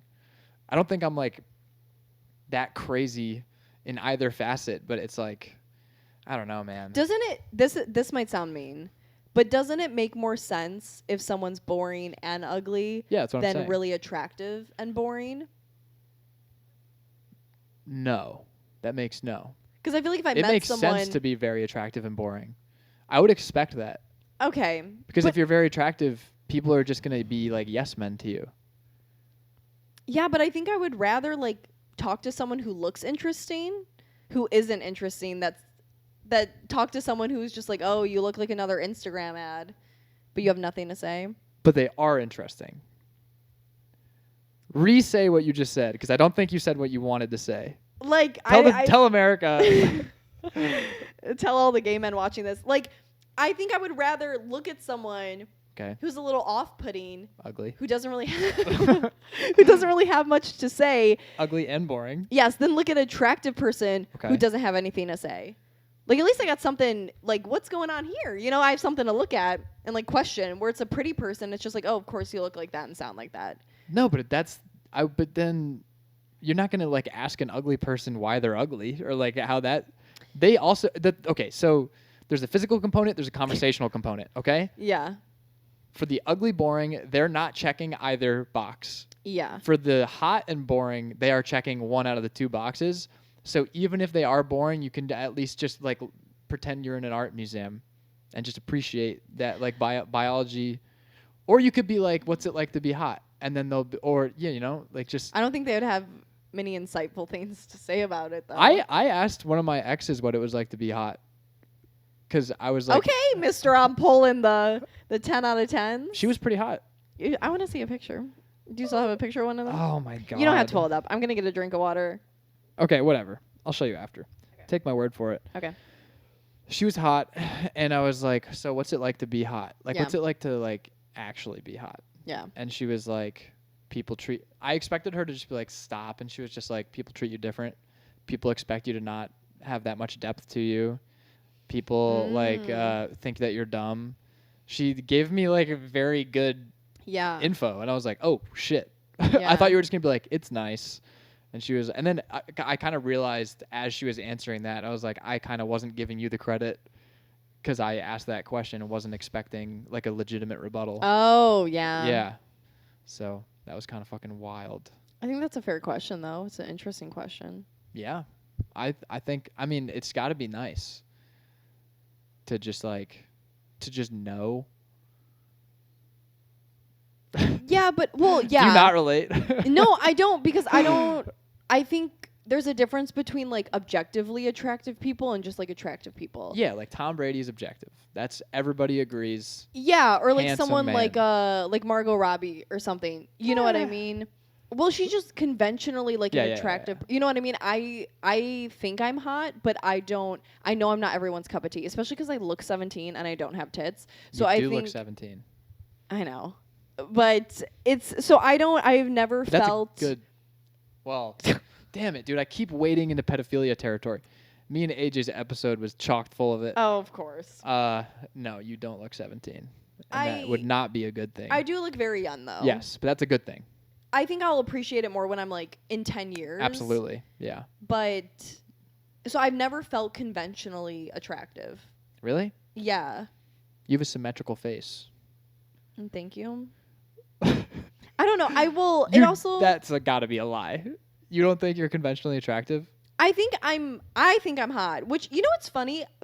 Ever since I like finally found the confidence to call myself hot, people like call me cocky for it. I know you can't say it. And it's like you can't win. It's like, do you want me to say like I'm ugly? People like, pretend what? like they want you to have confidence, but they don't really want and you to. And it's annoying. Also, I guess like, how are you? They want you to know you're hot, but they don't want to hear it, I think. I know. I've had guys before that, like, I remember this one guy I went on one date with, like, 2 years ago. He would be, like, tell me, like, I'm, like, pretty or something. I'd be like, thanks, I know. And he'd be like, you always say, I know. And I'm like, yeah, because I know. And I'm validating myself. Is that interesting? Awful? I think he was probably looking for you're handsome as well. Maybe. Or maybe he was just insecure. Because I had a girl that did that, and I had the exact same opinion. Well, I would be like, you look stunning right now. She'd be like, I know. And I'd be like, fuck you. I was like, I just took that from my heart. You can't say something. I took that from my heart, and you're like, I know. You shouldn't expect something back, Harry. I don't need something back. I just want her to be like, do like the Asian schoolgirl thing where they kick up their leg or something. Yeah, but maybe I also didn't like him. Appreciation. I think it doesn't seem like I think you appreciate they're it more. appreciating it. Okay, that's fair. I also didn't like him though. I think if I actually liked him, I would have like I would have been like, the guy like is telling me I'm pretty. You know what I mean? But Yeah, I was that's like, exactly like it doesn't seem like you give a shit at all. Because I didn't actually truthfully at the time. Yeah, it doesn't seem like you care at all that he's like complimenting you. Yeah, I didn't. You're just like, yeah. It didn't really mean anything to me. That's wild. It was just him. I feel like I can name guys that if they complimented me, I'd be like, I remember every compliment. I was wearing that jacket. You can't really see it. It was that guy, my Opa. oh, your North Face? No, Oh. it was the one. It's the brown one behind that. Oh, You yeah, can't yeah, really yeah. see it. I can see it. It's kind of like a faux leather jacket. It's a suede, Yeah. and I have put that jacket on over 200 times before an open mic and looked in the mirror and then just been like, I can't do it. Oh just my taking it God, off. Harry. But I did manage to wear it to a couple of open mics. Yeah. And and I was wearing that in college one time before I even managed to wear it to I was like, I can't even go outside with this. Yeah. And I would just smoke on my porch. And Tony's ex-girlfriend, we were just all smoking. She was like, I like that jacket. And I still think about that. That's so sweet. I still am like, somebody liked this jacket. So I should theoretically wear it. Yeah. But I can't. It's too much. It's too cool. It looks like it's not me. It's not me. I think that's why you I'm have not- to I'm feel not things cool. that like you feel good in. That's why I like to dress like a skater boy. You feel good as a skater boy? Yeah. I was wearing my army pants the other day with like That's every day.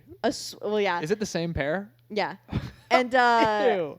I was wearing like this crop sweatshirt and I had like a skater hat on and I was wearing it backwards. Oh my God. And I like went into Whole Foods. This is why I thought you were younger than me. Yeah. Because you dress like you are. I know. And but I went into Whole Foods. This was like 2 weeks ago and some guy was like, "You look chic." Ugh.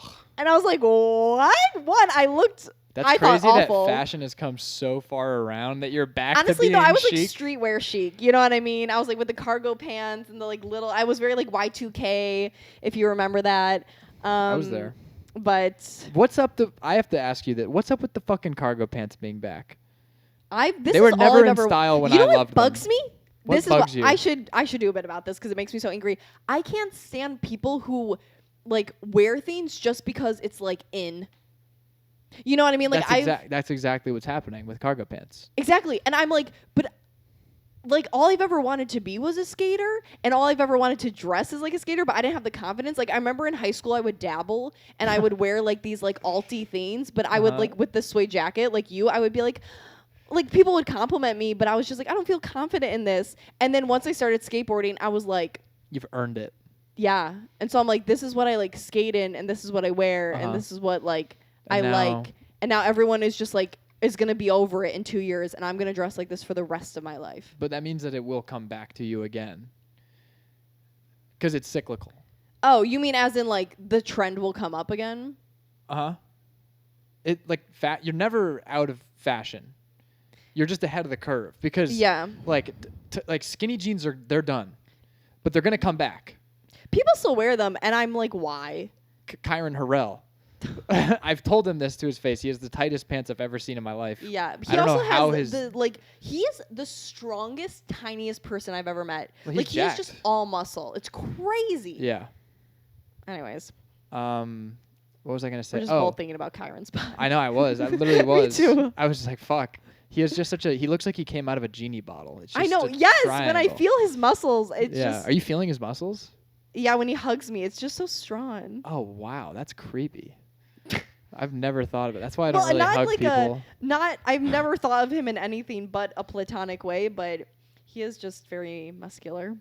If It's he hears impressive. this, it's gonna go to his head. He like only eats Twizzlers too. I'm like, how can you rip anyone apart and your diet is just like Twizzlers and Snickers bar and like a bite? I've never seen him eat like a full thing of anything. Yeah, I don't think I've ever seen him eat.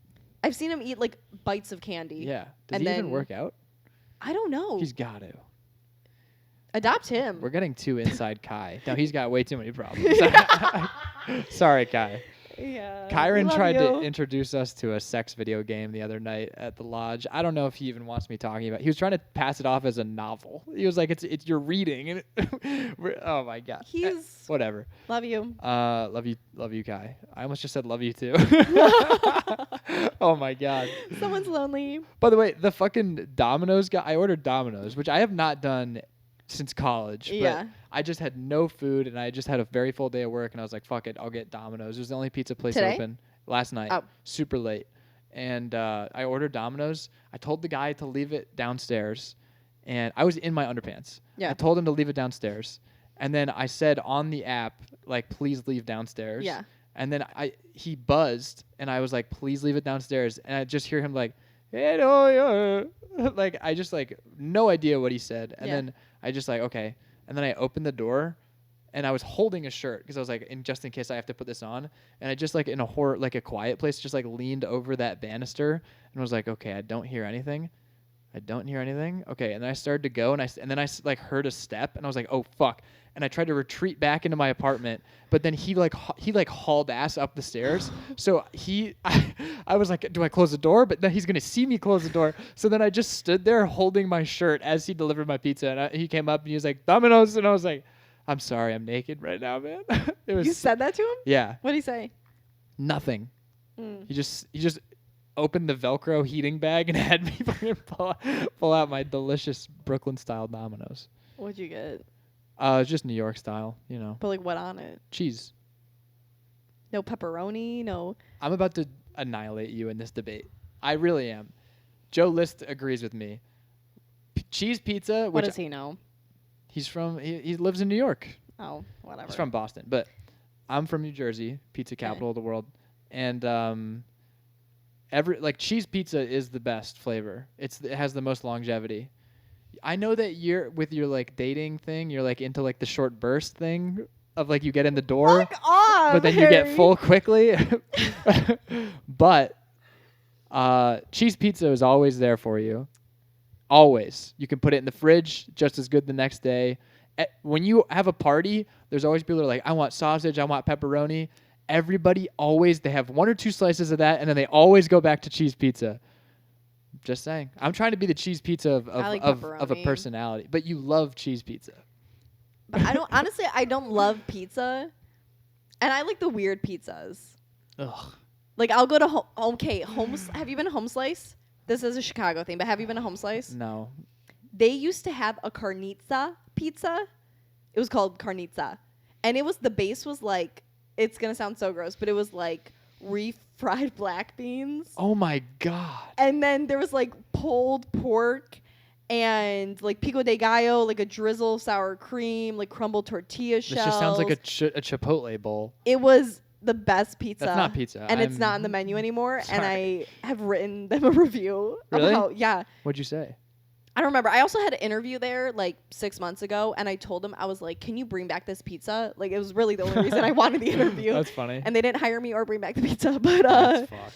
I like weird pizzas. Would you like rather that. have them hired you and not brought it back? No, I would want to. Not I want hired the and pizza. brought it back. Okay. I want that pizza back. It was so fucking good. Still not pizza, but Okay, basically not. But like, if anything, pepperoni is just like, I didn't like pepperoni till like a year ago, and now I love it. How did that happen? I just tried it. I grew up. Are you a picky eater? I was as a child, but then I was vegan for 3 years. That's even pickier. No, it's actually, I ate every vegetable. I ate every fruit. I ate every legume. If you know what that is. You said that with so much pride. I know. I thought it was how you really pronounce the G in legume. I just want to say that's very inconsistent with your G's. It is, I suppose. Legume. Legume. It's in the middle, so sometimes Loom. those are But that word falls apart if you don't. That's true. But what's a legume? It's like beans fall under that category. Peanuts are not nuts, they're legumes. That's gross. Lentils are legumes. Lentil soup. Mm-hmm. Interesting. The soup of the day. Yeah. It's never marshmallow bisque. Sopa. It's lentil. It's always lentil. Del dia. Español. Sí. Sí. Yo aprendo español. Mucho años español por mí. En escuela. I'm learning Japanese right now. Oh. Konnichiwa? Is that Japanese? Konnichiwa. Konnichiwa. Konnichiwa. Is that Japanese, Chinese? I actually don't. I don't know. But I'm learning Japanese for a documentary that I'm making that's coming out in a year. What? You have a lot of things happening in a year. Mm-hmm. I'm also doing a screenplay. I'm making a screenplay. Are you writing one? Yeah, it's right there on the table. What is the title? Operation Albatross. We can't get into the screenplay. We don't have to. It's too dumb. But the documentary is going to come out in a year. I just picked up chopsticks today on the way to the library. I'm very impressed with you. Really? Yeah. Why? I am impressed with how much you're doing. Even actually, honestly, just looking up before I came here, your YouTube channel and stuff, I was like, oh, Harry's really like doing a lot. Yes. You know? Yeah. And like, I don't. Screenplays are hard, and I also just don't have an interest though to like write sketches at this moment in my life. No. I would rather be in them or do or other forms of entertainment, but no, you have like a lot of moving parts, and that's impressive. I'm really doing a lot of nothing. I'm just like I just like have so many things that I'm not really doing anything. Yeah. But that's how it feels. I did write a book though. Did you know that? What? Yeah. I wrote a book. Wait, hold on. Wait, why do you have a Hanukkah pillow? I'm 5% Jewish. Okay. How long do you think we've been going? I wrote a probably book. like an hour and 45 minutes. Yeah, that was very close. Pretty cool, right? Room for one, maybe two. Oh, what? brought my feet. That book has Smut. gone on to win 0 awards in recognition. He currently resides in Chicago as a struggling stand-up comedian where he's not being a hack. You can normally find him helping out at a local pet shelter. Uh-huh. Is that true? Keep reading. Is that for the ladies? He routinely lies about community efforts to make himself look like a better person. He is 6 feet tall with shoes on and is open to meeting new people. He also has a dog named Duke who is afraid of almost everything. In the year 2069, he invented time travel and won the Nobel Peace Prize for going back in time and preventing the leak of Kim Kardashian's sex tape. Did you write that? Of course I did. That's funny. That was pre-chat GPT. Just straight from the heart. That's like, how'd you not get the ladies on Hinge? I feel like you would have written. Some of them would like that. Like I had this. The this right picture. one would like it. Yeah, I mean, I did not do well on Hinge. For a little while, I had. You look like a douchebag, though. Do I? A little bit. You're a lacrosse player. Come on. I don't look like a. Wait, can I see the back too? Yeah, go I'm ahead. so impressed, Harry. Oh my god. I also designed the cover, but it's like extremely simple. Yeah, it's okay, but the back's a little. Oh, that's the flyer though. This starts the story. Mm. It's everything. Is this your real phone number? No, that was my dead dad's phone number. Oh. Modified with a Chicago area code. How old were you when he passed? I was a senior in high school. Have you been in therapy? No. I mean, he made me go to therapy briefly, and then I had to go to like family counseling. But he thought like I was like the problem child. This is before he died. Yeah. We had like a very tumultuous thing leading up to it, and he was like, Harry's the problem child, so he sent me to therapy, and I had this one-on-one with this lady, and she just asked me a bunch of questions, and I just answered them honestly, and then after this she was literally like, I don't think you're the problem, and then my dad picked me up, and he's like, we're never seeing that woman again. Like I just passed therapy on my first try. You don't have to put this in, obviously, and you don't have to answer this if you don't want to, but was his passing expected or no? Yeah, but it was unexpected. So we went from his like health was deteriorating, but he had type 2 diabetes, and we knew it was going downhill, but it happened so quickly. Like, and we didn't see him for like the last like 2 months or something like that. And I would like see him in public and like hide from him. Why didn't you see him?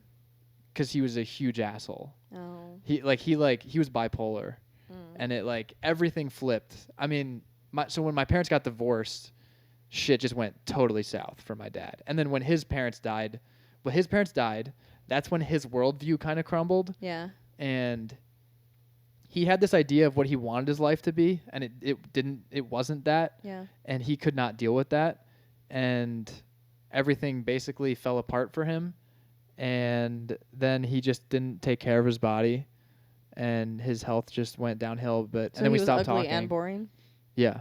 No, he was actually, what sucks is like, he was like a very fun guy when he wanted to be. And he could be like really funny, but I'll never forget, you could tell him the same joke 20 times and get 20 different reactions. Interesting. And it ranged from like, you're the best man to like, I can't believe you'd fucking say that. Oh. What the fuck is wrong with you? You're disgusting. Like, it was terrifying. It was legitimately like, the most stressful years of my entire existence were just being around him during like the later part of his life.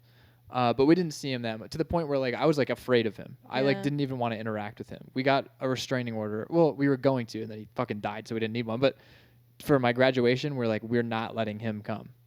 But so then he just like he died, and we knew he was in the hospital, but you being like thinking my dad is about to die versus it then happening are two very, very different things. And a week before he died, I found out he wasn't my biological father.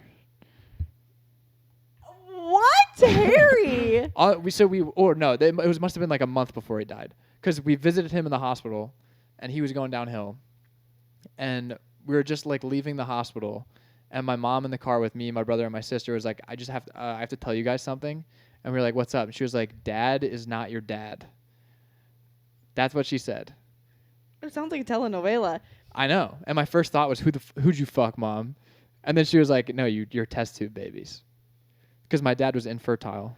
Okay, so I have heard you talk about this on stage. TTB, yeah. My half-sister. Wait, so did your mom sign up for the thing that like you can't have contact? Yeah, she did it donor? anonymous. I mean, yeah, it was anonymous. So you'll never. She knows his stats.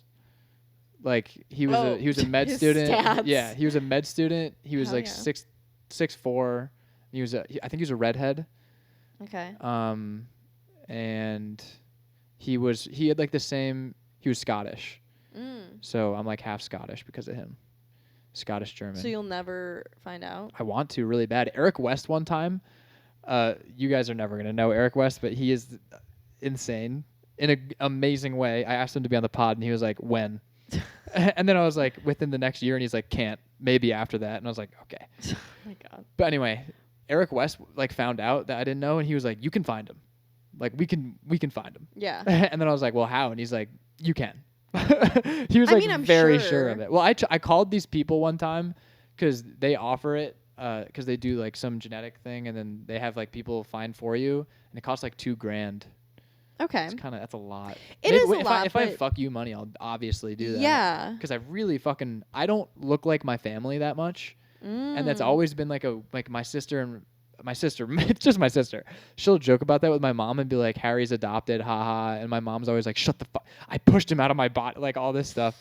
Wait, okay. So your sister is your married parents' child? No, we all have the same sperm donor.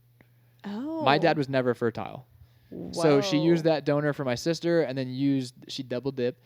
She was like, I like what I got. Oh my God. And then she used the same one and got twins out of it. Damn. So for her, that was a BOGO deal. Yeah. Good for her. BOGO deal on cum. I've never thought about that. But yeah, so we have the same donor. But so I've always like, my sister and my brother look like they're twins. They look like identical. Like they look, like girl, guy. They look so similar. And then I'd look like the outlier. And when we were growing up, I was always short and they were always tall. So everybody would be like, oh, those are your twins. Oh. Yeah. Do they look more like your mom? Mm-hmm. Okay, so you probably look like your dad. I've started to come around to looking to my mom because I have curly blonde hair now. Yeah. And I used to just have like pin drop straight blonde hair, which was weird. I had a bowl cut. But now I'm starting to look like my mom more. And also we're just like fair. We're just a blue-eyed blonde. But like nobody has my nose. I have like this big schnoz, and this is not like a family thing. Yeah. So I'm thinking one day I'm just going to like walk by a guy in the street that just looks like exactly like me, and I'm going to be like, Papa? With his red hair? Yeah. Well, when my facial hair grows in, it's red. Whoa. So, like, I think in the future, I'll probably be more of a ginger. You might. Well, I mean, now that you're 24, I don't know how much your hair... Because it, like, dilutes... I'm still going through puberty. Something you should know about me. My hair used to be more red underneath, and then it kind of, like, diluted. To blonde? No, like, it was... You see, I don't know if a man knows this word, but how it's two-toned. Uh-huh. Like this used to be bleach blonde, and then underneath it was red. Whoa. But now it's like it's still that, but it's like diluted. Do you miss your red? I was so little that like I didn't like look in the mirror and be like, oh my God, you know what I mean? Yeah. When I was like 7. You didn't appreciate it when you had it. But I mean, I still have it. I have amazing hair. You do have good hair. Thank You you. have Rapunzel hair. I do. Yeah. Hairstylists are always like, women would kill for your hair, and I'm like, I know. That's what hairstylists say to me. Yeah, I would kill for your hair too. If I could change anything about my hair, I want it to be curly. That's why I braid it all the time, and then it's like a huge pain in the ass, though, right? Yeah, but so is like thin straight hair like mine. I mean, well, if you had it, well, if it wasn't as long, but it gets so tangled. Like curly hair, you can just like leave. Yeah. Anyways, hair is not that interesting of a conversation. Yeah, but yeah. I can't. Wow, you seem so well adjusted though. Honestly, for having everything you just pretty told wild. me, and like that alone, that isolated. I don't know what else you've been through in life, but like that alone isolated is insane. Yeah, I like told the Spark Notes. That is the Spark Notes. Yeah. But I told like the very gist of it to that one girl I went on like 5 dates with, and this was on the last date that we ever went on, and I just remember her being like, "It seems like you have so much like weird shit that's happened to you," and I was like, "That's just like the tip of the iceberg," and I should have just been like, "Yeah, that's all of it." I should have just been like, that's everything. Don't we all, though? Yeah, of course. Well, that's why I don't like talking about it on stage. It's because I feel like I'm like being gratuitous. I feel like everybody has some thing that's fucked up that's happened. I don't know. I feel so weird talking about it on stage. Why? Because it's a part of you don't want to share, or because it feels? I don't know. Because I'm very open with talking about it, as you've just seen. But every time I have made jokes about it, it's like I'm trivializing it to such a degree that I'm not really addressing it. Yeah. Which is what it should be, I guess. But I just don't want to be the kind of comic that's like, let's bring the room down.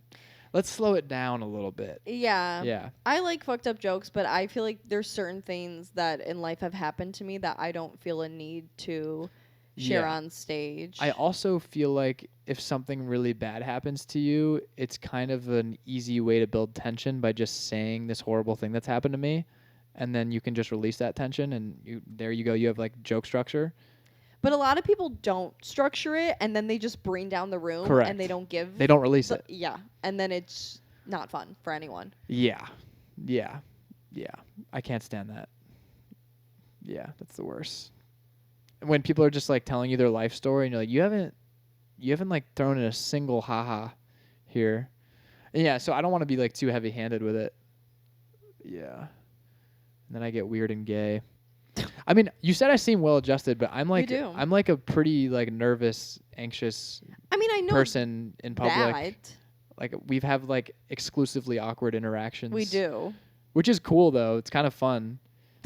Right? Well, I rarely feel awkward. Really? Yeah, the last time I felt awkward was like 3 months ago. What the fuck?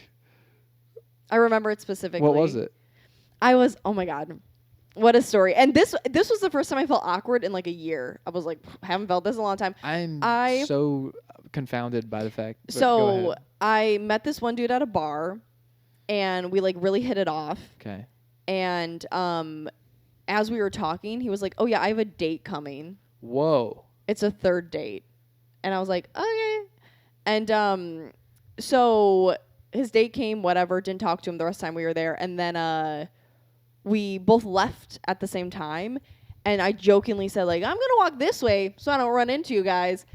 And then somehow they were behind me. And then we caught up to each other at a red light, and they were like, "Where are you going?" I was like, "The train." Oh my God. And you're pretending not to know him? No, well, I knew them. Like, they said hi to me. You knew both of them? No, I didn't know his date, but like he like when we were leaving, he was like, "Oh, like no, bye," you know what I mean? So I said bye to both of them. But so then we were both going to the train. So then I had to walk to the train with them both, and I didn't pretend like I gave a shit about this girl. I was like, "Oh, do you have tattoos too? What tattoos do you?" Like I was like, "I'm never gonna see you." Girls are good at turning that on. And I'm actually not very good at it because I hate small talk. But so then I've seen that happen to you. What do you mean? At a mic, I've seen somebody do that to you. Whatever. I've seen somebody come up to you and be like, "Oh my God, like this and this and this," and you like, I saw you have to be like, "Oh my God, yeah!" Like I saw that moment happen. It was at Logan Theater, but whatever. Who was it that came up to me? I'll tell you after. Okay.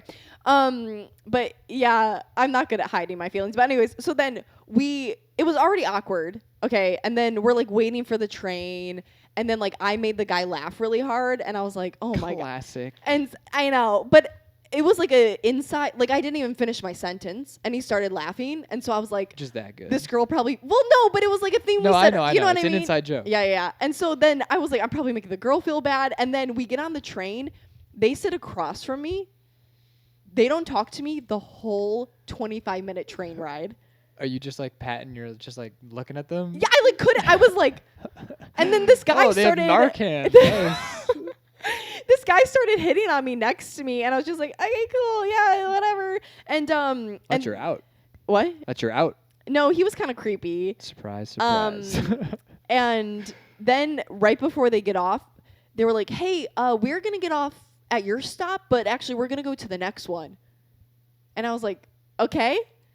And then the guy just repeated it, and he's like, oh no, yeah, like we were gonna get off with you, but I think we're just gonna go to the next stop. And I was like, okay. And then the girl he was with was like, she doesn't care. And then I just got off the train and was like, nice to meet you guys. And that was the most awkward interaction I've had in like a year. 3 months. Well, this was 3 months ago now. Oh, okay. But that's very fucking awkward. Yeah. Doesn't that? I feel like more situations must happen that are awkward. I just don't feel awkward. Like things like that don't really affect me. Because when people act weird, like when you're weird around me, I'm just like, whatever, that's Harry. You know what I mean? Like it doesn't affect me. I thought I was making everybody else uncomfortable. When I saw you on Wednesday? Yeah, that was one time. Just in general, like when people are around me, like I just like, there will be like a palpable like, like what's Harry saying? I don't know. George commented on it. On Wednesday? Yeah. I guess it's just not a big deal to me. Like if someone's weird or awkward or like. But don't you feel that? I can feel it, but I can't escape it. It's I literally like every it's single. Just you live and breathe. Like I was saying, like men idle at like horny or whatever, like or like ready to go. Like I idle at just like this is an awkward interaction. It's either this is so awkward or I'm just like completely good and I don't care at all. Yeah. If I could like I can just like for some reason I have that thing where people come up to me in public and start talking to me. Yeah. And like if I'm with my family, they ask me the directions or something. It's always fucking me. Yeah. It happens to my mom too. Maybe there's some genetic, I don't know. But when it's that situation, I'm like super cool as a cucumber or whatever. Yeah. But if I walk into a bar and I have to talk to anybody there, it is a nightmare. Like it is a fucking nightmare. It's terrifying and it's awkward. And you're saying it's not. No. How do your life must be so free and careless and you like skip through the meadow like with the sunflower? I do go dancing by the lake sometimes just by myself. And I do feel pretty carefree. Whoa. I don't know. It just doesn't like I can feel. Wait. So when you're dancing by the lake and somebody walks by, you don't change how you're dancing at all? It depends. I sometimes get in my head, but That's usually when I start twerking. Usually I'm so when I'm getting down low, but I when I'm so lost in the music. Oh my god. I just like for some reason I imagine you had like a Subway Surfers boombox and you're like pressing. Oh my god, I wish. That would be so cool. That would be cool. I don't know. It's just be super inconsiderate, but it would be cool. You could connect headphones to it. That's true. But I don't know. I like can feel when there's like an awkward moment, but it doesn't. I don't think you can. No, like I'm aware of it. Like on Wednesday, like I was aware like there was like a drop in the conversation or there was like a weird change. Or when you were like, oh, I just asked you about your first love because you seemed like you had a story. Well, that was like I was happy with. I thought that was that was just me being honest. No, and I appreciated the honesty. And to me, it didn't feel weird, but I feel like George was like, okay. Oh yeah, George was freaked out. Yeah, but George is also like... George probably made that awkward. He feels like on edge all the time. Awkward. Love him, but George just Friend feels of the a pod, little... George He feels Howington. A little nervy sometimes. You know what I was thinking? I was driving to that vouch thing. Yeah. And I was like, it's so wild how, like, the first mic I ever did, it was Shannon hosting at Easy Bar. Oh, wow. It was my first ever mic in Chicago. And that's kind of a nervous mic to do for the first time, I feel like. I was shitting my fucking pants. Yeah. But I will say that after the first time I ever did stand-up in the city, because I had technically done it before that, but before, like, doing it in the city was, like, a huge deal to me. Yeah. I remember I obviously bombed. I just sounded like I was talking off of, like, a teleprompter.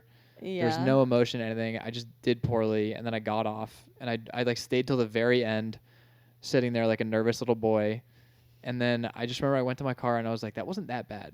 Like I just did poorly, and I'm gonna go back. Yeah. And I just remember thinking like, if that's how bad it is, I can just do that forever until I get good. And then I had way worse bombs after that. Yeah. Because I had nothing to compare that to. That's fair. Yeah. Now I've had like soul crushing, like, oh my God, I feel dirty. I feel like unwell. I like bombing now. Some bombs are fun. Some describe a bomb that you like that happened recently. You have to suffer to learn, you know? Mm-hmm. So you need to do, I'm trying to think of, I felt like my vouch, the open mic we were at on Wednesday, my set, I was like, going first? I was not having it.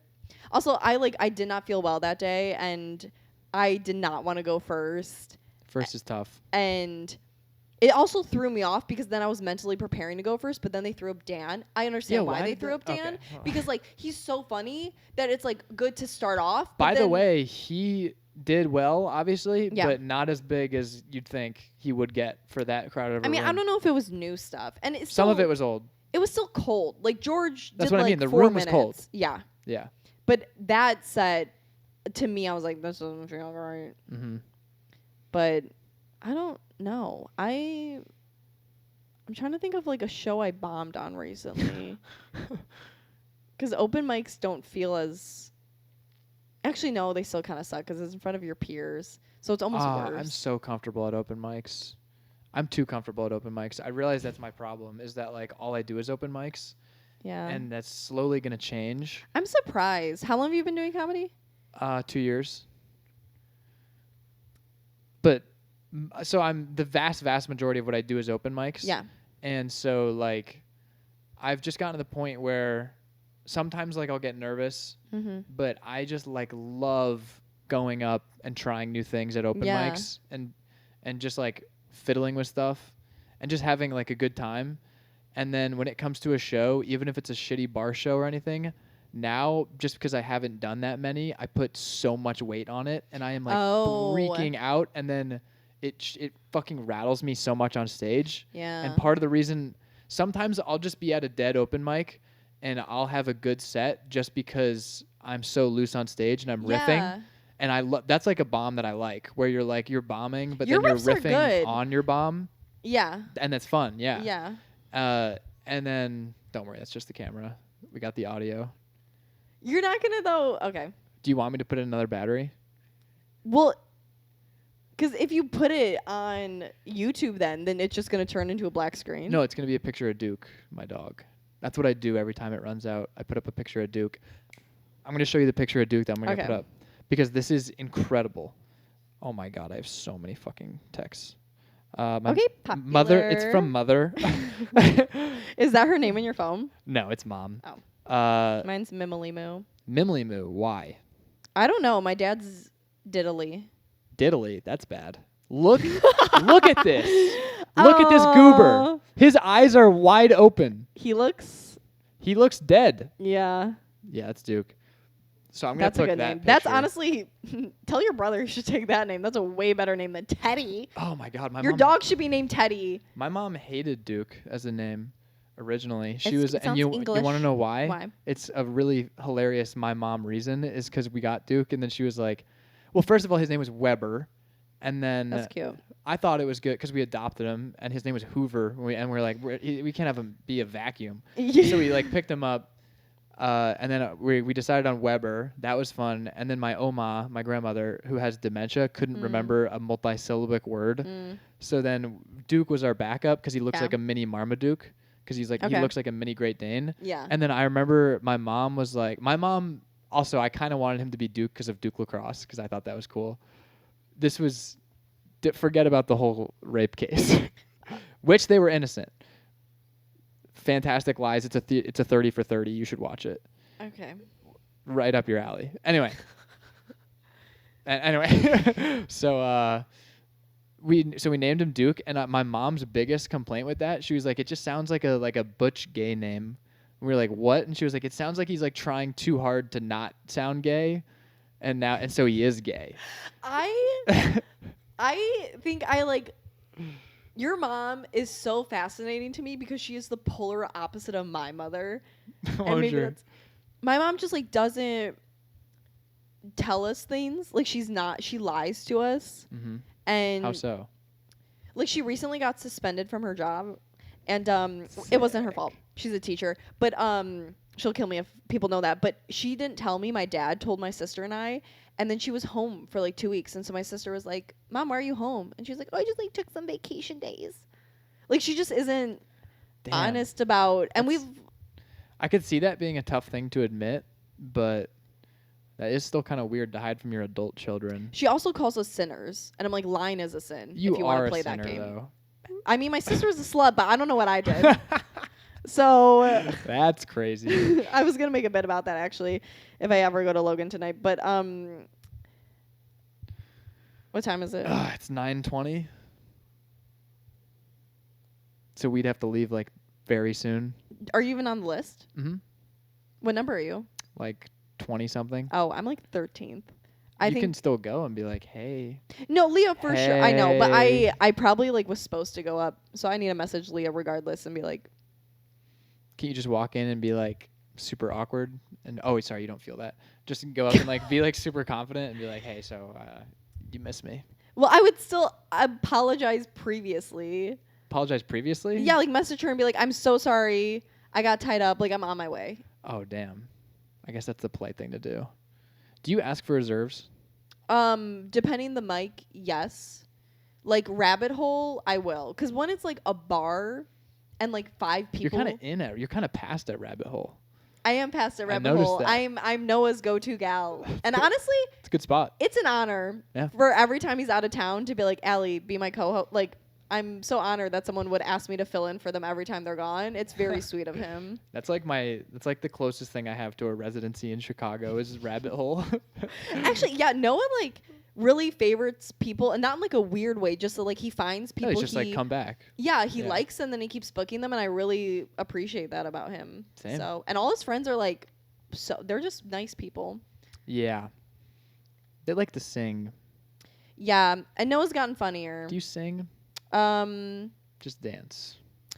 If I could sing, it would be over for everyone. If you could sing? Yeah, that's what I said. Your mom's trying to call you a singer. She also drops it. Wait. So why does your mom think you're a sinner? I don't know. I don't tell my mom anything. Do you think that she's just filling in the blank in the worst way possible? I guess. I did, though, like, it wasn't last Easter. I think it was the Easter before. I don't feel like she's very supportive about me being a comedian. And we were, like, at Easter brunch. And I, like, called her out for not being supportive. And she's like, I am. And I was like, you're okay with me talking about my pussy on stage? What the fuck? Why do women do this? Like, this is the most girl move of all time, is to call somebody out on something that is actually credible and then completely bury it with how you do it. Like, what are you really doing? Wanted to, I At Easter? Yeah, Easter brunch at our favorite restaurant that we've been going to for like a decade. I like yelled this at her, and she was like, "Damn it, Allie." She was like, I mean, I don't really appreciate it, but it is a part of you. That is kind of similar how my mom feels, to be honest. Well, at least your mom is like, I support you no matter what you do. It's like, so if I was a gay porn star, you'd be okay with that? That's what your mom says? No, not the gay porn star. No, but she supports you. Yeah, she's just like, if it's like, it's not like supporting specifically stand up. It's just like, if that's what you want to do, I'll support you. Son, like drumming away, and he like finally realizes like how much drumming means to him. Yes. Okay. Yeah. I've been meaning to watch this movie. I've heard it's really great. It's my favorite movie. Yeah. And there's gonna be a moment where my mom sees me do stand up. Hopefully, when I'm good. Yeah. And like, that's what I tell everybody. By the way. You are good. Not yet. I think you're good. For now. Well, yeah. If I look back, I'm gonna be like. No, I feel the same way, and I think in like a month and a half, I'll hit my 3-year mark. But like for where you're at, I think you're good, and I think you have a lot of potential because I mean, be honest about like everyone in the scene. You know what I mean? Like I think you can like look at people and be like, oh, this is just gonna be a hobby for you, correct. Which is not in like a mean way. A lot of people like that's I get frustrated with people in the scene because they'll like bitch about getting booked and stuff like that, but I'm like, but are you actually like trying? Like, what are you doing? What like steps? I'm not trying to get booked. That's my yeah. Like I haven't submitted to a single show ever. Okay, do you think you'll feel differently after this Laugh Factory show? depends how it goes. Yeah. I mean, I don't know, because my resolution was to get booked on 25 shows without submitting or asking for anything, and I've done that. I just did it. It was just like for this past year, and I'm moving to New York, and I like the most valuable thing about a show for me is just like what I was saying before, is because like I only have the open mic experience, and I feel so comfortable there, but I do get exposed on a show. I like because I just like I put too much pressure on it. That there should be pressure, but I like blow it out of proportion. So the most valuable thing for me is just getting more stage time. Yeah. And then being able to work on my bits more. Yeah. But I don't care about getting booked at all, because to me it doesn't mean anything aside from the stage time, because I'm going to be going from nothing to nothing. I'm moving to New York a nobody. Okay. And I'm going to be a nobody. Yeah. So it's like I'm okay with every single night just being like, okay, I'm going to go up for 4 minutes and just like work on this bit. And it's going to fail. Yeah. And no one's going to really know about it or hear about it. Yeah. As opposed to just being like, okay, I'm doing this amount of shows per month, and now if I do the show, I feel like I have to bring my A game, as opposed to like I really get to like work on this thing that I'm interested in or like excited about. Yeah, I think that's a smart way to go about it. I don't know. I've never thought about it like that. Everything just kind of happened, and I kind of went with it. It is, though, nice to, like, be booked because of stage time. Because it's harder, and it's hard to go back. Like, once you're able to do, like, 10 to 15, and then... Yeah, that definitely makes a lot of sense. Yeah, and then when you're like, I have 6 minutes, you're like, you have to then keep it so tight, because you're like, I have to end here, otherwise I'm going to end on nothing. Yeah. And, like, it's not... Yeah. I don't know. It's not as fun. I'm also that makes a lot of sense. And even after doing, I've done 10 minutes like 5 times now, or like 6 times. And now even after doing that, now it's sort of like, okay, I only have this amount of time to work on stuff, and it's like way less. Yeah. And like I'm also getting to the point where I have a lot of bits. I like to just have a bit and then just keep building it out more and more. Yeah, no, that's good. And for the vouch thing, I had to shrink a 5-minute bit down to 3 minutes. And that was really hard. Yeah. And it what stressed bit did me you do? The Cosmopolitan one. Do you remember that? What's having like the magazines next to my toilet, and thought I could make a woman come because of that. Oh, yeah. It's a very long bit. Yeah. I turned Is into this the one with the sneezing part that I yeah, told you? Yeah, you were like, you cannot do that. I was like, I basically have the same joke, and it was on my Instagram. It was just a component of mine, so I was okay with dropping it. But I literally just have in my phone, like, think of a comparison. Because I still want a comparison there. Yeah. And the sneezing thing was very... I honestly didn't get a ton of laughs off of that, but I did get a lot of people on the same page with me. And I thought that was valuable for the next part. Because it's so relatable. Yeah. And it's such a good comparison. The not quite sneezing, not quite coming. So I don't have another... I was like, maybe not quite parallel parking, right? But that's not... What the fuck? Yeah. And a sneeze is an orgasm. It is. Like, it's like 1/10 of an orgasm. Because you close your eyes both times. No, I'm kidding. I made that up. But you do close your eyes when you sneeze. You do. Yeah. You have to. Yeah. I've tried not to. Like, I've been in traffic and been like... It's literally impossible. And then every time I come also. Yeah. Eyes closed. Interesting. I don't think I've ever paid attention to if guys close their eyes when they come. Do you look at their face while they're coming? Depends on the guy. Oh, whoa. Much less majestic than women. People have made this joke, though.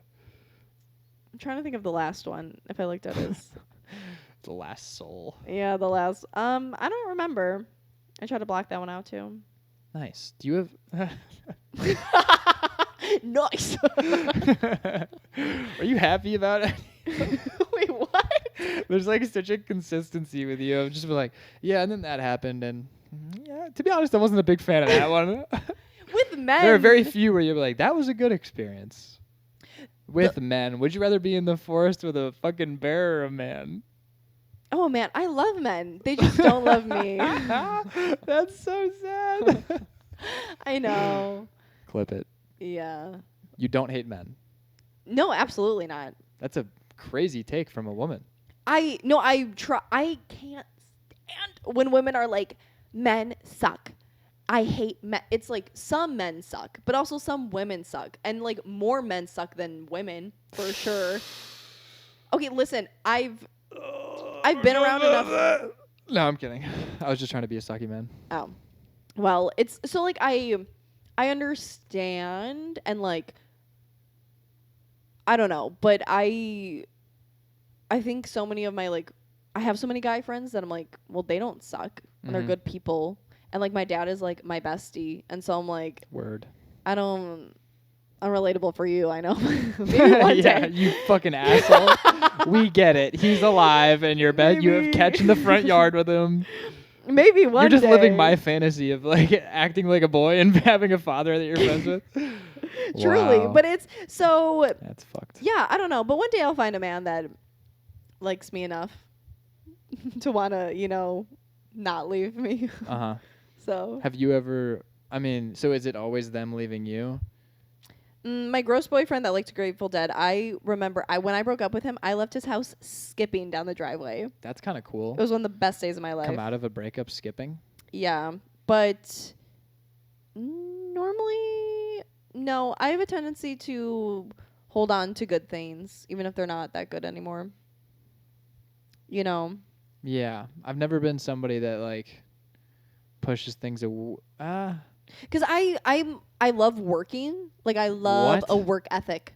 I love a man with a work ethic. Okay, and get so that. Yes. Well, a lot of people tell me that's weird. I'm like, that's so hot when someone has a good work ethic. Anyways, How would that not be hot? I don't know. What are they saying? Who is disagreeing with These that? are probably Your sister? ugly, boring people. Yeah. But so I think I like love like trying to improve something or work towards something. Project? Harry, that was so disrespectful. What? No, I was saying No, like but no, that's- you're viewing men as projects. No. Okay, I feel like I used to, but now I view it as like the relationship, but also relationship shouldn't be a project from the get-go. Yeah. That's what I thought you were saying. I mean, I guess in other words, yeah. Okay. You acted like I said the N-word. No, I wouldn't have cared if you said no. Do you not pronounce the G in the N-word? Because that means that you can say it. It'd probably just sound like just a car starting. No, I don't even want to. All right. But keep going. A project. Yeah. Yeah, I don't know. So I'm just like, if I find something that feels like it's worth fighting for, I'm like, oh, I'll fight for this. But it's a lot of times the other person isn't, and it's like two people have to both want something to make it work. Yeah. Also, yeah, why would you want to be with somebody that doesn't want to be with you? No, exactly. Yeah. So I've never understood that. That seems like that happens a lot. I have like a friend who would just like constantly talk about his ex who clearly didn't want to be with him anymore. And I was like, dude, she doesn't want to be with you. yeah. I don't know what to say. Like, it sucks. Yeah. We all know that. But at the end of the day, even if you did get back with them, why would you want to be with somebody that doesn't want to be with you? Yeah. That's all I would think about. No, I know. And I don't know. It's just if you find a good thing, it's hard not to romanticize it. Yeah, of course. You're like, this is it. Yeah. Ugh. My God. Everything, the stars have aligned. We played naked chess together. Would you ever, if you met, so that girl you went on like 5 dates with and then was like, I don't want a relationship, and you like, you're going to say I love you or whatever? No, I wasn't. I was going to hold it for a long time. I mean, first of all, I didn't love her. Yeah. And I didn't think I was like on the edge of saying that. But what were you going to say? If she like, how long ago was that? Like a month and a half ago. If she came back into your life in like 2 months and was like, I fucked up, would you go out with her again? Probably instantly, yeah. I'm extremely weak. I love validation. Zero self-respect, yeah. No, I've had this scenario in my head a trillion times, obviously. Yeah. And I think I'd probably say no, which would be easier because of the fact that I'm moving. Okay. If you weren't moving, and not, I mean, guess this girl, the thing like is, hypothetically. it's easy to say that I'd say no, but I am like incredibly weak-willed when it comes to every single girl I've been with. I've basically been with them because they were interested in me. And then as soon as I got with them, that became a red flag that they were interested in me. And I was like, what is wrong with you? But just like the best way to get me to like you is to just like me, because then I can't believe that you like me. And then I'm just like, we must be made for each other if you like me. Like that's literally what I think. Yeah. And I thought she liked me, but also probably not. I drew things on too long by playing her in chess still afterward. That was bad. Naked chess? No, internet chess. Like chess.com. Oh. Because why would you do that? Because I like chess and I still liked her, and we actually had very good games. Yeah. And I do love chess. Also, really? Yeah. We should play. Hell yeah. Absolutely. AJ fucking also said that. I would love to play you in chess. But so we stopped talking, and we had a chess game going on while we were talking, and I offered a draw, which I thought was the gentlemanly thing to do, and then she declined it. And I was like, okay. I actually, okay, fuck that. Okay, bitch. And then I was kind of like, I'm going to bury you. Yeah. And then so I beat her in that game. Yeah. And then she asked for a rematch, and I was like, sure, I'll give you a rematch. But then I lost that rematch. And then I was like, well, I need to end on a win. And then I won the next game. And then I was like, all right, I did it. And then I still wasn't fucking satisfied for some reason. So I played another game, and then she beat me. And then so I finally then played one more game, and I beat her. And I was like, that's it. I'm done. I'm not having any more chess game. And even while we were playing chess, we were like talking on the chess app. Like it was really bad. It was pathetic. Yeah. And then, dude, this is so sad. When she's not naturally great at chess, but her rating was higher than mine because she had played so many fucking games. Oh. She was like obsessed with chess. And I've always loved chess, but I haven't. Now do you have a chess board? I do. That guy made one for me. Well, not for me, but he made it, and I have it. Oh. But my opa, my grandfather, his name was Harry. Oh my god. Yeah. Where the fuck was I going with that? Chess. She was obsessed with it. It had a better rating than you. So I was like, one day I'm going to get my rating higher than hers. And I did. And I texted her about it. And she was just like, oh, I'm devastated. And I was like, damn, I suck. I'm such a little incel. Like, she definitely told all her friends, you know that loser that I like ended things with? She definitely told all her friends. He texted me like a month after and was like, my ELO's better than yours now. Yeah, it's extremely sad. Hello. Oh, this fucking asshole. Live your life. Mr. Grateful Dead. I mean, I don't give a shit about that. You think it's a red flag. I think it's fine. I just don't like the music. Yeah, of course. Because you can't dance to it. I honestly forgot. Yeah. So you texted her like 2 weeks ago? Mm-hmm. Yeah, I'm incredibly weak. It's very sad. I did this... whatever. It's nice with comedy because then you can just be like, oh, I just need to focus on comedy. You know? I mean, yeah, it is nice That's to have everything. Like, other things. That's all I have. Yeah, I know, me too. It's okay, Harry.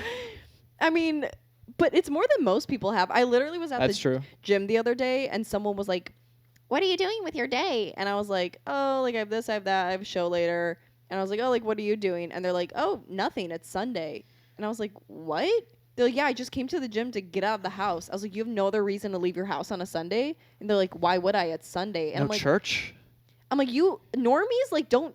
I always, like, if I don't do something with my night, like, if I just, like, want to stay home and read or, like, go to the lake, I'm like, God, I should be, like, doing something. And then I realized normal people do this every fucking night. Literally every single time I do what you just described, I'm in a sad music video. And I'm just like, nothing matters. I'm literally just like, my life is meaningless. Yeah. Literally nothing matters. I should be doing something else. I'm not doing it. And then I totally relate to that. I have to be doing something. Well, that's not healthy either, but. Yeah, but I think that, why not? I mean, well, rest is good. Yeah, but it's like I rest constantly. The reason I feel so guilty about not working hard all the time is because I'm always like intermittently being a piece of shit. Oh, you know? I'm not. So I don't. When I have rest days, I like don't know what to do with myself sometimes. You schedule rest days? Well, no, but if I have a day and I know like I'm not doing much, like yesterday, I didn't have much to do for like 5 hours, and I was like really like I couldn't sit, and I was like I can just sit for a little bit. Yeah. But I like had to get up like every 10 minutes, and it was annoying. It's jarring. Do you get bored easily? Yes and no. That's not an answer. Like, it depends on. I like being bored though. That makes no sense. But okay. I think people aren't bored anymore because That's bullshit. One of my biggest pet peeves. I'm being such a dick to you right now. I know. It's fine. I'm used to it. One of my biggest pet peeves is when people don't know what to do with themselves in public spaces, so they pull out their phone. Yeah, I hate that. Like when you're waiting in line for coffee, or if you're like waiting for the train, or it's like you don't like just look around you. We're both so judgmental. I completely agree. I love being judgmental. And also, too, at the end of the day, like, I don't give a shit. So, like, I don't feel that bad, usually, about being judgmental because I'm like, I don't actually care. Yeah. And so, like, if someone's going to get so offended by what a stranger is saying, it's like, one, you're also not saying it grow to up. them. You're not being like, get yeah, off your I mean, phone. sometimes I will, but... Really? You go up to strangers and you're like, hey, smell the flowers. No, I think I say things to people sometimes that I'm like, oh... I'm trying to think of... I say live your life a lot, and that's taken the wrong way. Like, people will... Oh, am I not living my life? Is that how they take it? I don't know. Like, someone came into my job the other day. I work at a restaurant. Someone came into my job the other day, and they're like, oh, I think I'm going to get something to go. And I was like, live your life. And I just, like, walked away. The fuck did you just say? And they were like, what? And I'm just... I don't know, but... Kind of like it's fine. I know. Yeah. You know? Like, I don't care. It's like when your ex called you beautiful or whatever, and you're like, I know. He wasn't my ex. I went on one date with that man, but... You were dating. We went on... By your definition of dating. Yeah. But we went on one date. He wouldn't let it down for years. But no, yeah. Wait, what were we talking about? Seeing people in public. Being mean. Oh, yeah, being judgmental. Yeah, but I think people don't allow themselves to... They're constantly, like, bored, but they're not, like, letting their mind explore the boredom. Yeah, that's true. And it's so valuable. So how often do you just sit and think? Not often as I should, but I do go to the lake a lot. And I also find value in, like, everyone always has their headphones in. And I'm like, don't you ever want to just, like, hear the world around you? Like, people talking. Like, if you're at the lake, the waves crashing, the train going by. Like, everyone just always has, like, their headphones in. And I don't understand it. This is crazy. I feel like a woman that has, like, pink hair getting pandered to at a Brooklyn show right now. Well, they're honestly some of the worst ones usually. I feel like everyone's just like living in like a simulation. No, I'm saying I agree completely. Yeah. Like I see people just like walking with headphones on, looking down at their phone, and I'm like, dude, you have no idea what's going. Like you're not living. Yeah. You're doing the same thing you would be doing in your room. Yeah, totally. I like to be very gay with that shit. Well, that's crazy that you do that and you're like always sober too. Because weed definitely helps me get into that mode. How many times a week do you smoke? Not a lot. I like buy like one joint a week. Okay. And then I'll make that last like 3 days. But the problem is that all of our friends give me weed. So it can range from anywhere from like 3 on my own to then like quite a bit. Yeah. Yeah. And they all know that I like weed now. So yeah, probably a lot. But it's a different kind of high because one is like social and then the other is very introspective. And I'm walking down the street. That's how I do a lot of writing. Is I just get high and I go for a walk. You literally can't not write. Yeah. Because you're just having thoughts and observing things. Yeah. Yeah. I enjoy that tremendously. I've always wondered what I would get out of like doing drugs. You'd probably just be way cooler. I've heard that so many times. I would just be relaxed. Tony, did you exhale? Yes, dude. I knew I got to laugh. What, did you listen to us talking the whole time and would be like, this bitch just needs some weed? Yeah, he heard that you were a pussy. That's probably why you hate the Grateful Dead, is because they're all potheads. They're all cool. Doing nothing with their life. When was the last time you smoked? I've only... You do comedy. I just want to say, like... Yeah, but I've only done weed twice. Weed. Yeah. I've had a bit about this. Sick. And I haven't done it in a while, but once was... You're a skater girl. Who's only done weed twice. I just want to say that's wild. But sorry. It is kind of wild. But the first time I smoked weed was in California when I was 23. Word. And it was overlooking the Golden Gate Bridge, and it was pretty sick. Oh, you do have a joke about that. Yeah, and then the other time was in a Five Guys parking lot like 3 months later. Similar. But it was like one of those like cartridges. Oh, okay. And I couldn't talk for like 2 days after. It like wrecked my throat. Oh, wow. But that was it. And the first time I could like feel it, but we also like... have you ever been to San Francisco? No. To like go up to the Golden Gate Bridge, like you have to like go up kind of like a mountain, and so I was like paranoid about. I already was like, I'm smoking weed for the first time, but then I was like, who's gonna get us down this mountain driving? And so I didn't take that many hits of weed for that pure fact, and so I could feel it in my body a little bit, but. So you didn't really get high. No, and then the second time the cartridge hurt my throat so much, I think I did like one hit, and then I was like, I hate this. So you haven't really been high. No, but I think I'm too paranoid. Like mushrooms, I don't really have an interest in. Any hard drugs, oh my god. Never mind, I was about to say their name. When someone we know I'll bleep it. Was when are you actually gonna bleep? Yes, okay. I bleep everything. When was doing a lot of cocaine at his Halloween party this past Halloween.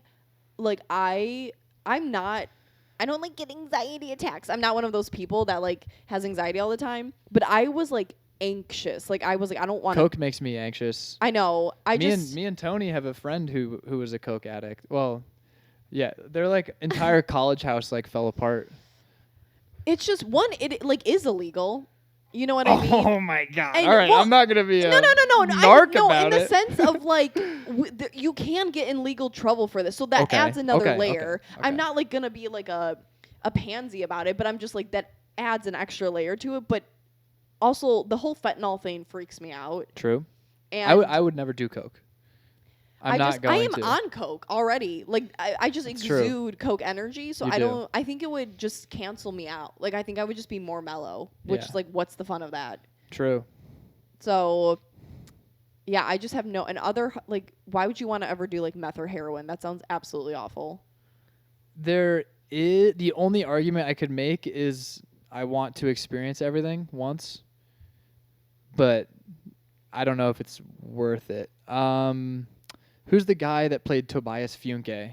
The hell? David Cross. David Cross did heroin, and he like did an interview, and he was like, I understand why people love it so much. That's both simultaneously very scary and very fascinating to me. Yeah, I agree. So because of that, I'm going to do, I think, every single psychedelic under the sun, just because I'm very fascinated with how it alters your mind and your consciousness. Be careful, but...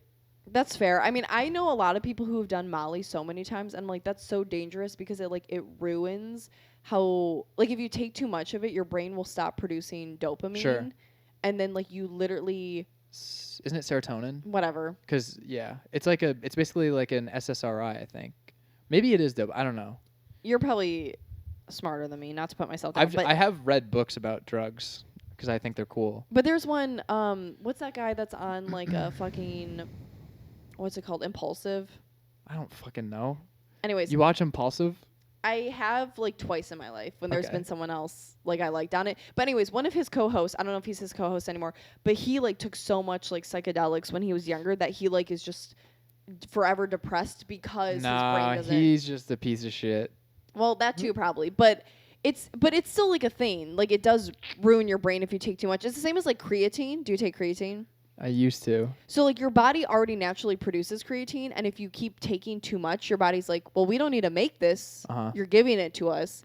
But then it ruins it when you get older, because then you're just going to have to take that for the rest of your life. Yeah, that makes sense. Just, like, building a reliance on it. Yeah. It's any drug. You just have to do it, like, correctly. Or not correctly, but safely. Safely, wisely, like, set and setting. There's a guy named Michael Pollan who's a writer for the New York Times, and he wrote a book on it. And he, every single year, he's not like a huge drug guy, and he was pretty straight-laced before he got into this. But just for like the book that he wrote, he did all the drugs. And so you hear about every single drug, its history, and the effects that it has on your brain, and what it's like going through it from the perspective of a very straight-laced journalist. Yeah. And it's fascinating. Because he's not just doing this for the sake of doing it. Yeah. He's doing it for the sake of observation. Yeah. And like, I want to understand what this is. Yeah. And now it like completely changed his mind on the drugs themselves. And he now once a year does Molly with his wife. And they'll just like have a sit down, do MDMA, and then just have a really honest conversation with each other. Well, I think that's a cool example of like, you're not just going to a rave on MDMA. Yeah. You're like using it purposefully. I think that's really cool. And also, that's some love for the work you do to like put yourself in. I would totally do that. I also am just afraid like the documentary I would just, like, I'm see making. demons. You have no idea how crazy it's about to get. I'm not kidding. What? I don't know if I can tell you. I don't know if I want to spoil it because I kind of want everybody to see it and be like, I can't believe that that's real. All right. Is this that psychedelic documentary? No. This is about using chopsticks. Okay. It sounds innocuous. Okay. All right. I think You're using really big words today. Let me tell you, a little hard to keep up. Sorry. No, don't apologize. I like when people use it around me because my vocabulary sucks. You've been dropping the G's. A little hard to keep up. Okay. So it's going to be a video titled... Also, this is just the audio portion, so hopefully not that many people get to this. It's going to be a video titled Using Chopsticks Every Single Day for a Year.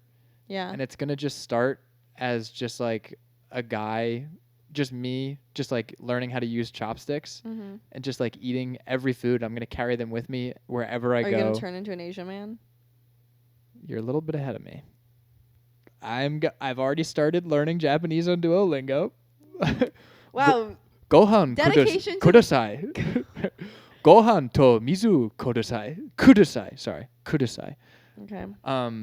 But it's gonna get to a point where it starts out as this video, and I want people to think it's just like, because there are a lot of videos on like playing guitar every day for a year. Yeah. And it's just like the progression, and it's just I just want people to click and be like, oh, it's interesting. Like how good does it get with chopsticks? That's a good idea. But it's gonna start getting absurd and crazy, and I'm gonna slowly ramp it up, and then it's gonna get like really. I was gonna ask you, do you want to be in it? Sure, yeah. Do you want to act in it? Yeah. Sweet. I've been in acting classes. It's gonna get to the point where like the chopsticks, and it's gonna be all filmed like a documentary of me just trying to film myself using them. But a byproduct of that is you're gonna witness parts of my life start to fall apart because of the chopsticks, and it's gonna start small. Like it's gonna be like, I like get into a fight with my roommate for like leaving my dirty chopsticks out or something, and then it's gonna be like my girlfriend's like, you're just like so obsessed with these chopsticks, and then I'm gonna like get in trouble at my job. Then my girlfriend's gonna break up with me because of the chopsticks, and then I'm gonna lose my job because of the chopsticks, and then I'm gonna like so my friends and I are all going to Japan in a year. We do a yearly trip every year. We decided that this next year is Japan. Yeah. We've had that plan for 2 years. And so in the video, I'm going to like call my mom or my friends, and I'm going to be like, I'm like so obsessed with Japanese culture now because of these chopsticks that I'm just going to fly to Japan and meet my wife. And they're all going to be like, that's a horrible idea. You have no money. Don't do it. Yeah. I'm going to show them my real bank account because I am in debt. And then I'm going to buy the tickets to Japan because I'm already doing that. And then I'm going to film myself in Japan, like going up to a lady and like proposing. This is incredible. Pulling out like the ring with the chopsticks and like trying to like place it on their fingers. Yeah. And no matter what happens, I'm either going to, so if she says yes and it's like this fun thing, it's going to be like wholesome or whatever, but she's probably going to say no.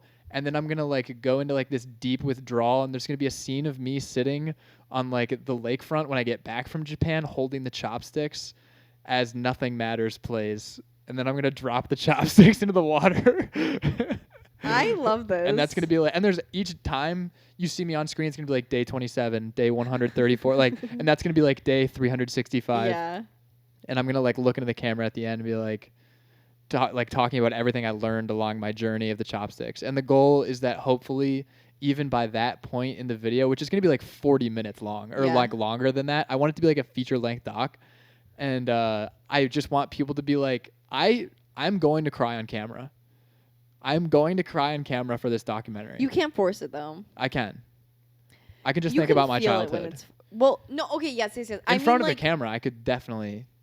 I mean, it has to come from like I learned this in acting class, but also it's evident like when I watch movies or music videos or anything, like you can tell when someone's like forcing it or it's fake crying, and you can like feel when it's real. But here's the thing. Everything, the reason I'm so confident about the authenticity of this documentary is because I already have such intense lows that I can channel those lows and just film them and then pretend that it's because of the chopsticks. I'm actually filming myself break down in my room emotionally, but then I'm just being like, yeah, it's because of the chopsticks. But it's actually just me breaking down. Oh, I have a lot of videos of me. Really? Why? Okay, so this is gonna sound kind of weird, but Correct. when I was in college, I don't know if you looked at my YouTube channel, but I did. I vlogged for 3 Great years. stuff. Did you look at my recent stuff or my old stuff? Both. Okay. Honestly, some of my recent stuff, my one video I made when I went to London. What's your goal? Like to do a push-up? Yeah. You can't do a push-up still? I can do a push-up. Oh, okay. Congrats on Thank meeting you. your goal. But and the other thing was like I wanted to be able to do a pull-up. That's what it was. I yeah. think I could probably do like one unassisted. I have a anyways. pull-up bar. We don't need a. Okay. But Big claim. but when I was in college, I filmed like every day because I posted a vlog every Friday for 3 years, and it was like the worst time of my life. And so I think it became a coping mechanism. For sure. And so when I did a podcast for a year, that wasn't that great. But then Whoa. and I posted every. Is that still out there? Yeah, it's also on my YouTube. I had a logo made for it. How did My I friend not- in New York how did made I not it. see that? Did you have guests? I had 2 guests. I had one girl I met in college and then I had this one kid I grew up with. And I think that was it. But I stopped that when I moved to the city, and then when I was unemployed like 6 months ago, I started filming again because I think I was at a low point. Mm-hmm. And it was a coping mechanism, and I wish it wasn't, because I like want to still I love making videos. I love editing. Like, it's so fun. You love editing?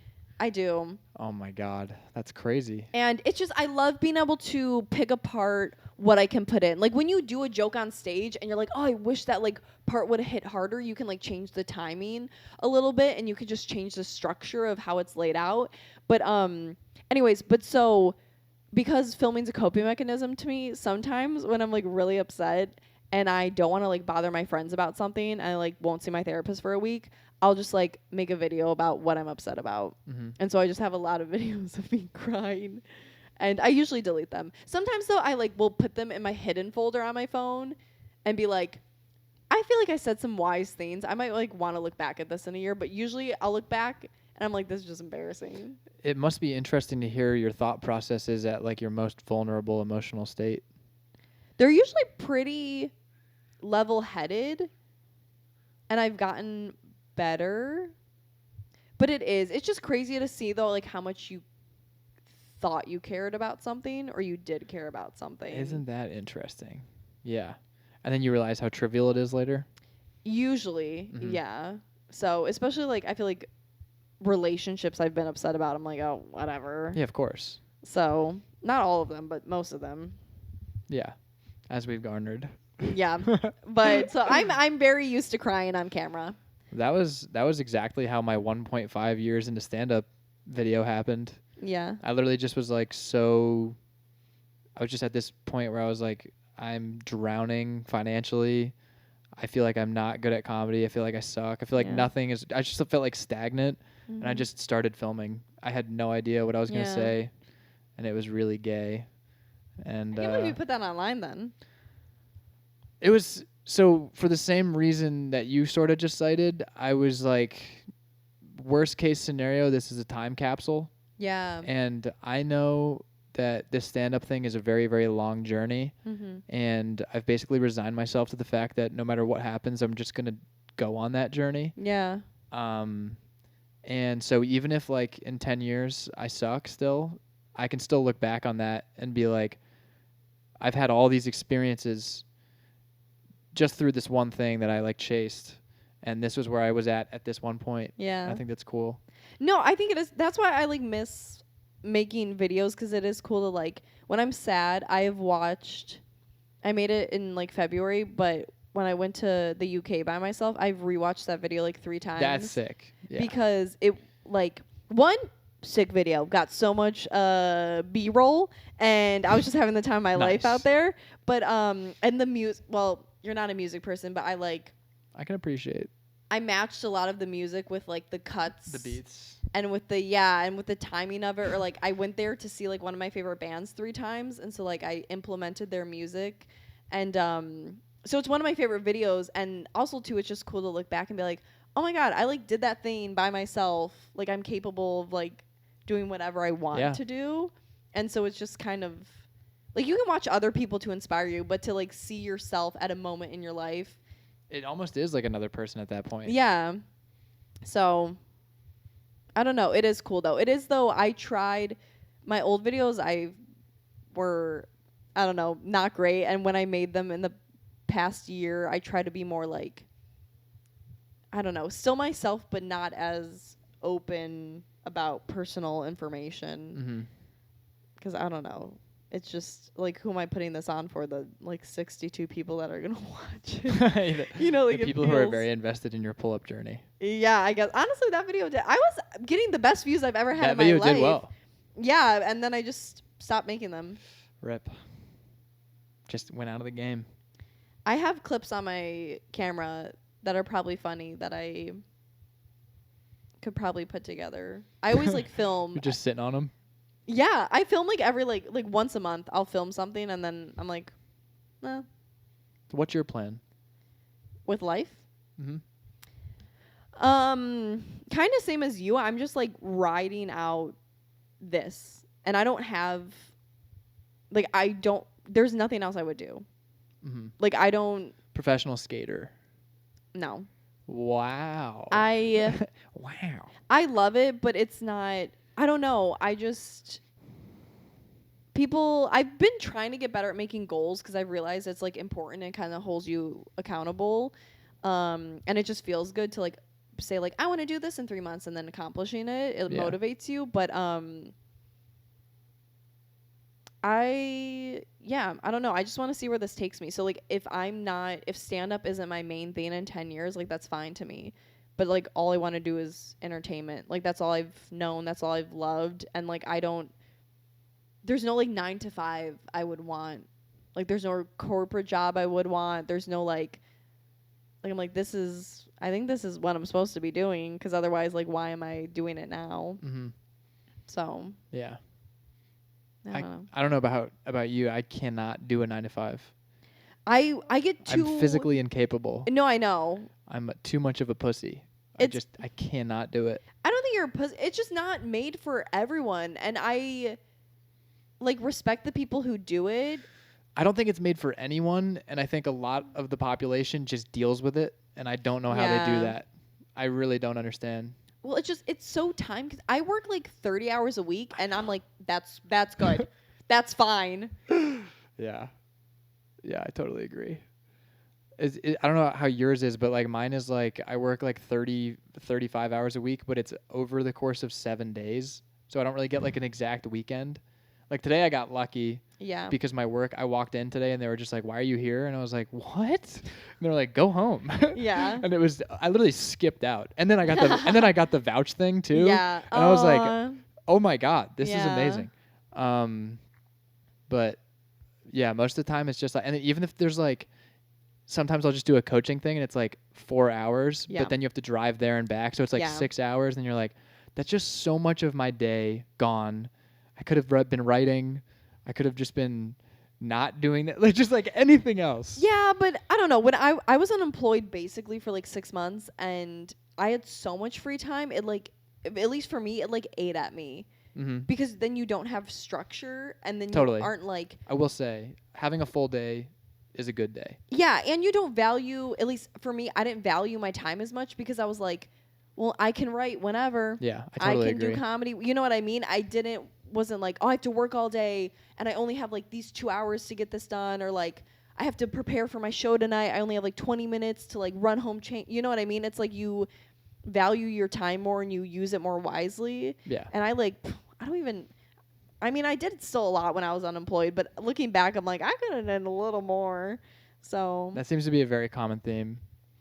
I also had a little bit of that, but I also was kind of like, I'm a full-time comic now. Because I had like a month, just because my lacrosse job has like a month off basically. Yeah. And I was just like, okay, I like woke up. Obviously, my sleep schedule was fucking annihilated because I just was doing stand-up every night. But it was kind of like the only thing that I have to worry about is stand-up. Yeah. And I also didn't have shows, which was nice because it was like this entire month is just like me. Theoretically, I went on vacation too with my friends. Yeah. Which sucks because I was on vacation and I was like, I'm not getting better at stand-up right now. I couldn't fucking let myself enjoy it. But you have to live to write. that's true. But Yeah, that's true. Yeah, that's true. I still feel so fucking guilty. It goes. I have to get up tonight. Like, I actually have to. It's 10. I'll probably go to my buddies. But It's too late for me now. I understand that. I'm gonna have to mess. Well, I mean, Logan's probably gonna be over, but by the time I get there, it'd be over. Logan's definitely over. Yeah. Yeah. And what else is there besides like shakers? But trigger warning? No, I'm at the point now where I'm like, I'm not gonna. If I want to get up, I'll make it a point. Like, I will get up, but I'm not going to like go to the worst mic that's not gonna be productive. Get up for the sake of getting up. Yeah, because it's just not, it doesn't feel good. It's almost like a disservice to yourself if you force yourself to go wait like 2 hours to do 4 minutes at the worst mic that no one's listening. Yes, I agree for the most part. Yeah. However, I will say it almost always feels like the nights where I am just like, I don't want to go up right now, and I force myself to, something gay and magical ends up happening. Stop calling everything fucking gay, Harry. And That's how I describe things. Sorry, it is gay and magical. I don't mean that in like a liberal Magical girl in its way. I gayness. mean that in like a don't discredit it. What do you mean? Oh, okay. Like, don't I'm like minimize. Yeah. Yeah. Yeah, I guess I am. But I agree. I think if I just said magical, that would be gay though. I mean, kind of, but I think there is a point to going up when you don't want to, but there's a difference between going up when you're like, I don't feel like it, and knowing I don't want to go to this mic. Or like being at a mic, walking in and being like, there's 2 people here. Like, no, you know what I mean? There's a difference. Well, you don't hang at mics a lot, I've noticed. It depends what mic it is, because some of them are good hangs. And I'm aware, and some are very bad. Yeah, and well, like the vouch mic, I actually wanted to hang out and watch people set, but I had a show right after. Yeah. So I literally I got to my show right when it started, so I had to leave that one. But if my friends are there, I'll hang out. And sometimes when I do hang and I wasn't anticipating, I'm like, oh, why don't I do this more often? That's like every time. But that's also then I'm like 5 beers deep and I've been smoking someone's pen and I'm like, you guys are the best. Yeah. I love comedy. Sometimes too though, I'm like, we don't need, like last night at my Laugh Factory show, we all got done at like 11 something and Joe was like, let's go to Galloway, and I was like, oh, I can't do that. I was like, I can't do that. Okay, there's like 6 of us, and he's like, well, like he named like 2 other people that are gonna be there, and I'm like, that's supposed to entice, like what? Yeah. And so I'm like, I don't want to go sing karaoke at 11:30 p.m. on a Sunday night. Like, I would rather go to bed because I work tomorrow at 9 a.m. You know what I mean? So it's nights like those that I'm like, we don't have to do this tonight. 1,000%. 1,000%. Also, sleep is amazing. Yeah. I value it so highly. Yeah. And then every single time, dude, like we saw a tell 2 days ago. First of all, that was insane. Yeah. He is a master. That was at Dun Theater? Mm-hmm. I was writing about it, and I just was like, I need to get to that. Like, I need to get to the point where I have the entire crowd under my spell. And it's just like hypnosis. Yeah, it is gay. Correct. I was going to say gay spell, but I knew you were going to throw it in. But so we went to a tell, and then I was watching a tell, and all I could think, I haven't gotten to sit down and write. I sat down and wrote today for a long time, but before that, I'd gone like 4 days without just sitting down and writing, and it was gnawing at me. And I saw a tell, and it's just so many punchlines. Yeah. And I just was like, I have to be writing. I have to be doing that right now. And then we got out, and I was like, all right, I'm going to go. And then they were like, just have 1 beer with us. And then cut to fucking 3 hours later, we're all fucked up in a bar. I'm having a great time, and I can't let myself have a great time because I'm just thinking about how I should have. I like got home super fucked up, and I was just like, I should have. But you can't write unless you live, Harry. Like, I what are you gonna write about then? And also, the fucked up thing is that while I'm out, I'm doing voice memos and like writing down ideas. That's not bad. I do that all the time. No, it's not bad. I'm saying like I still am writing. Yeah. And like most of my ideas aren't me sitting down and coming up with an idea. That's like the editing process. Yeah, agreed. The writing, the coming up with stuff is sort of like I'm on a walk, I'm doing an experience, I see something that happens, and then I write it down. Yeah. So I am writing, but I feel so fucking guilty that, yeah, it's bad. I don't think you should. I don't pay attention to punchlines and stuff like that. Just say you don't pay attention to punchlines? Not with my own writing. Why not? It's not how my brain works. I don't follow rules. I'm glad the video's not anymore. I don't follow rules, so I don't. The like joke writing structure, my brain just doesn't work with what you're supposed to do. Like I remember Erickson, like this was probably almost 2 years ago now, but he was like, you should like sit down and like write out your jokes, like circle the punchline. And I was like, I don't even know where the punchline. Well, at that time I knew less, so I was like, I don't know where the punchline is. But now I'm like, Jesus Christ. I just will have an idea and I write by talking. I don't write.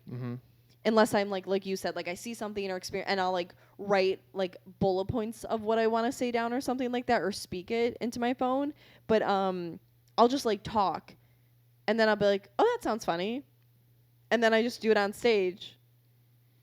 I'm not like, this is the punchline I want to work around, or like I say something, I'm like, oh, that's the punchline. I just say something, and I'm like, oh, I think that's gonna hit, and then I'll try it. Okay. Oh man. First of all. There is no right way to do comedy. Yeah, correct. There are wrong ways. But I will say, first of all, punchlines are necessary. Correct. And you do have punchlines. You're just not labeling them as punchlines. Also, you should strive to have punchlines, Allie. I'm not saying I don't want them. I'm saying like... It sounded like what you said. I like that voice. No, it's... As long as I just want to be entertaining. I just want to make people laugh. Yes. And so I think I'm more of a like storyteller comedian. Okay. Than a like one-liner or like a set up punchline. And I'm okay with that. Like I would rather be a persona or a character or just like a funny person than like a great writer. Oh my God. That's crazy to me. I like need my jokes to be able to be like retold and still hold up.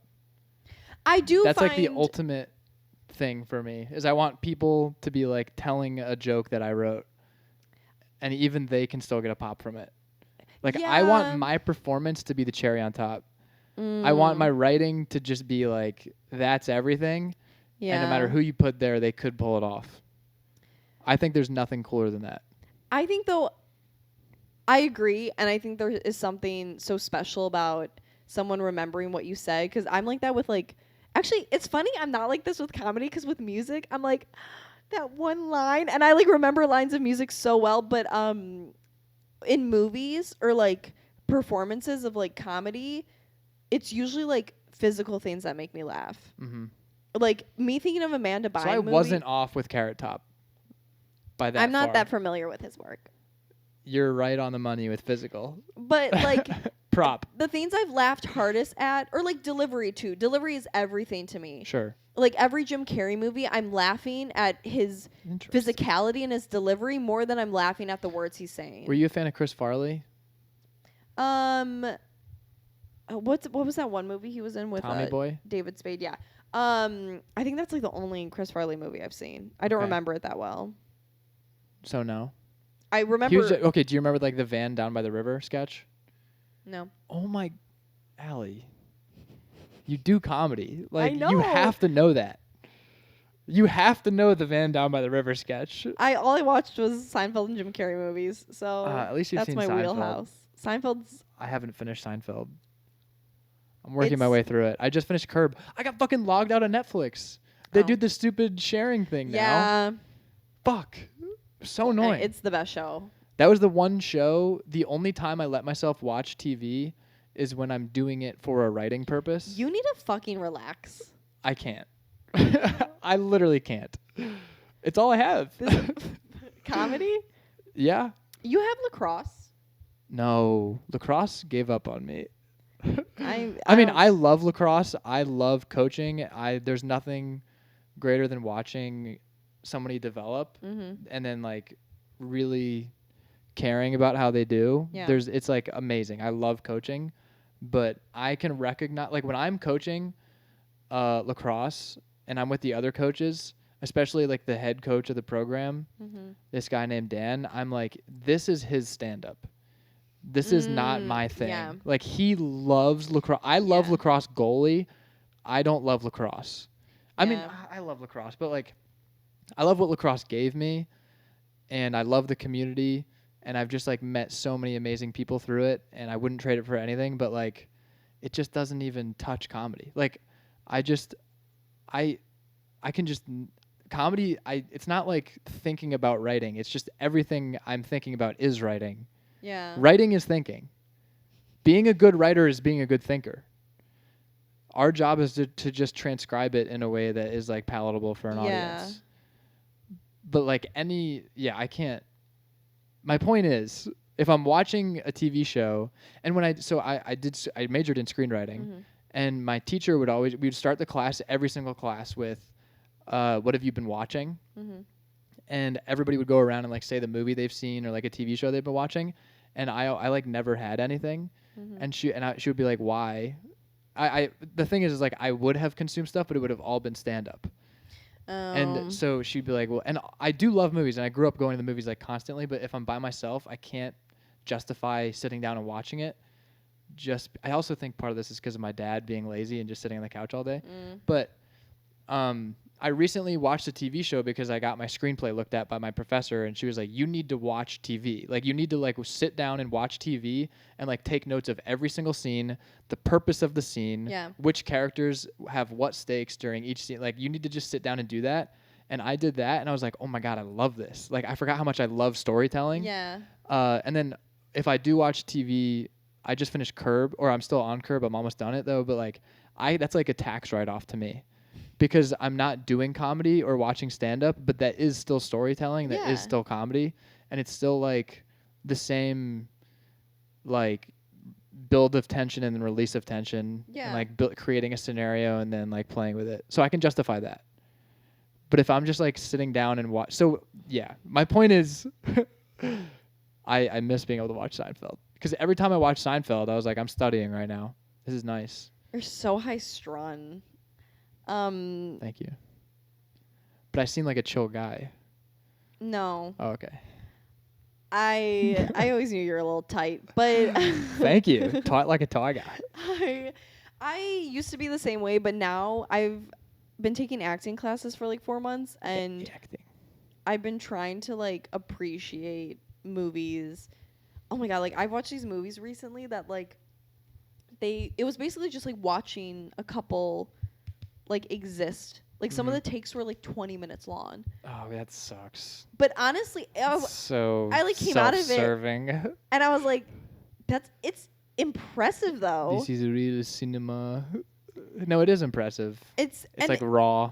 It also makes you appreciate like a different form of entertainment. Well, I mean, there was funny moments in those movies too, but I don't know. It's still, you still need it. Like, you need the layers, and because the layers too, like, add more to comedy. Like, I did a scene in my acting class like 2 weeks ago, and my teacher was like, if this was the sitcom version, you would have nailed it. And so she was like, I need like more vulnerability from you. And it's like, whoa. It's great that like I have that capacity to like do the sitcom version, but also like being more vulnerable or like dropping into the circumstance like on stage as a comedian also is funny. Like always being like bleh is not always the funniest thing, you know what I mean? Yeah, you're just describing being present. Yeah, like sometimes being actually more real or like actually showing you're like upset or angry about something is more funny than you being like hacky about it. I think that's always more funny. Almost generally, always. Yeah, except unless you're like Greg Kennedy. Yeah. I mean, he is. Who just like farts on stage. Well, like pretends, but you know what I mean? So, I don't know. I'm learning to find value in like movies and books more and not having to be like, this is a book about comedy. This is a comedy movie. Like actually watching more things. Well, I'm not even thinking of it. I am connecting it to comedy, but it's just like storytelling is a universal language. Yeah. So I guess I should be applying it to like all stories. Because comedy is just storytelling. Yeah. It's just, you're just trying to elicit laughter. And then we've like devised like structures to like make that easier. Almost like a Mad Libs thing. Yeah. where you can like fill in the blank, which I have a lot in my notes, by the way. Mad Libs? Yeah, for comedy. Like I'll have like, so something that I've been working on for a very long time, I still have not cracked it, is that, or actually it's kind of like the sneeze thing. Yeah. Or, and I have another one with Cosmo where it's like I need, so, you know that feeling like right before you come that's like, I can give you that to that every time, whatever. It's like when you really need to sneeze and you can't. So it's like, okay, so that feeling when you really need to come, that's like the first thing. And then I need a sensation that you don't get a release on. Do you see what I'm saying? Yeah. And a sneeze is that. Yeah. And now I need another thing to like slide in there. Yeah. And I don't have one. That's good. Oh, I get what you mean. It's, yeah. It's literally, it's just like you're trying every combination of a lock. Yeah. Until it clicks. I love, my favorite thing to unlock is when something can't stand on its own, and then you like start a new bit like 6 months later, and you're like, wow. You and click them like, together? Yeah. Oh my God, I love that. Oh, I love that more than anything. Like because then too, it's like, you already did the work before. Instead of being like, I want to build this new joke out, it's like, oh my God, it's built out now because I like did this work earlier that it didn't work for 5 months. Absolutely. But now with this, it works together. Oh my God. That's how Gary Goldman writes. Yeah, that's what I thought. Gary, I know that name. It's wow, that's the most nerdiest I've ever felt about comedy in my life. Just saying that. That was good. That I did. That was good. Thank you. I really appreciated it. I liked it. Thank you. That was good. That was good. I'm obsessed with comedy. That was good. Aren't we all though? No. No, okay, well no. You said you don't even listen to it. I do. When I like people, I saw John Mulaney live. I saw Anthony Jeselnik live. Oh, you saw Jeselnik live? What I the paid $300 to be like 8th row. It was like a year and a half ago. He's one of my absolute favorites. Well, he has very defined punchlines. Correct. I'm not saying I don't like that comedy. I'm saying like for me, it's not how my brain functions, and it's not how. I don't know. I just like don't work like that. But and Chris D'Elia used to be one of my favorites. I've seen him live Hilarious. before too. Did he hit on you? I would. No, I'm kidding. No, he actually, it was bad timing. He had a joke about like dolphins raping people, and then I remember that one. He did like a whole like it wasn't honestly that great of a joke. And then was that incorrigible? What do you mean? The special Incorrigible? That was the name of it? Maybe. I think, yeah. Whatever. If it was at like a normal comedy club, I would have If I just sniped that, that's crazy. I just want to say, because I do not like Chris D'Elia. He used to be my favorite. That was my 9/11 when the news broke. I was in the Whole Foods cracker aisle. I saw it on Twitter. I broke down crying. A cracker breaking down in the cracker aisle. Yeah. That's sad. That was a bad pun, but damn. I'm sorry.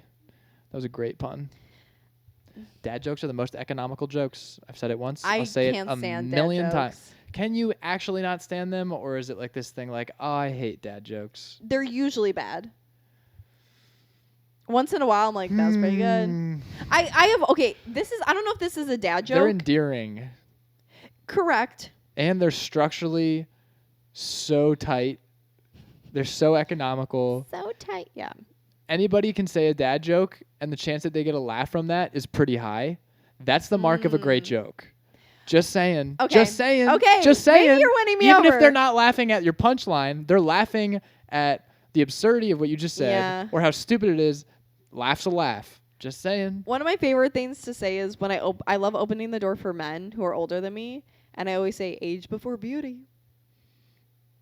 It's one of my classic go-to lines. That's not even a dad joke. That's just like being condescending.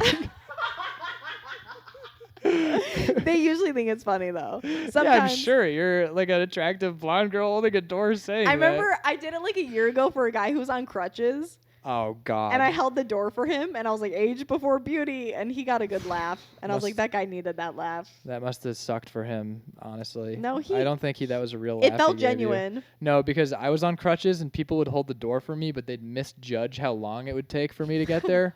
And then I'd just be like, just go in. And then they'd be like, no, and they'd hold it. And I'd be like 20 feet away, and God, I felt, that was so horrible. And if I walked in and they're like, age before beauty, I'd be like, please, just let the door close next time. That'd be a funny bit to like, It'd be a very like jackass thing to do to like pretend you're on crutches and then have someone open the door for you and then just run. That's such like a nuance. Yeah, just sprint. that would scare the shit out of them.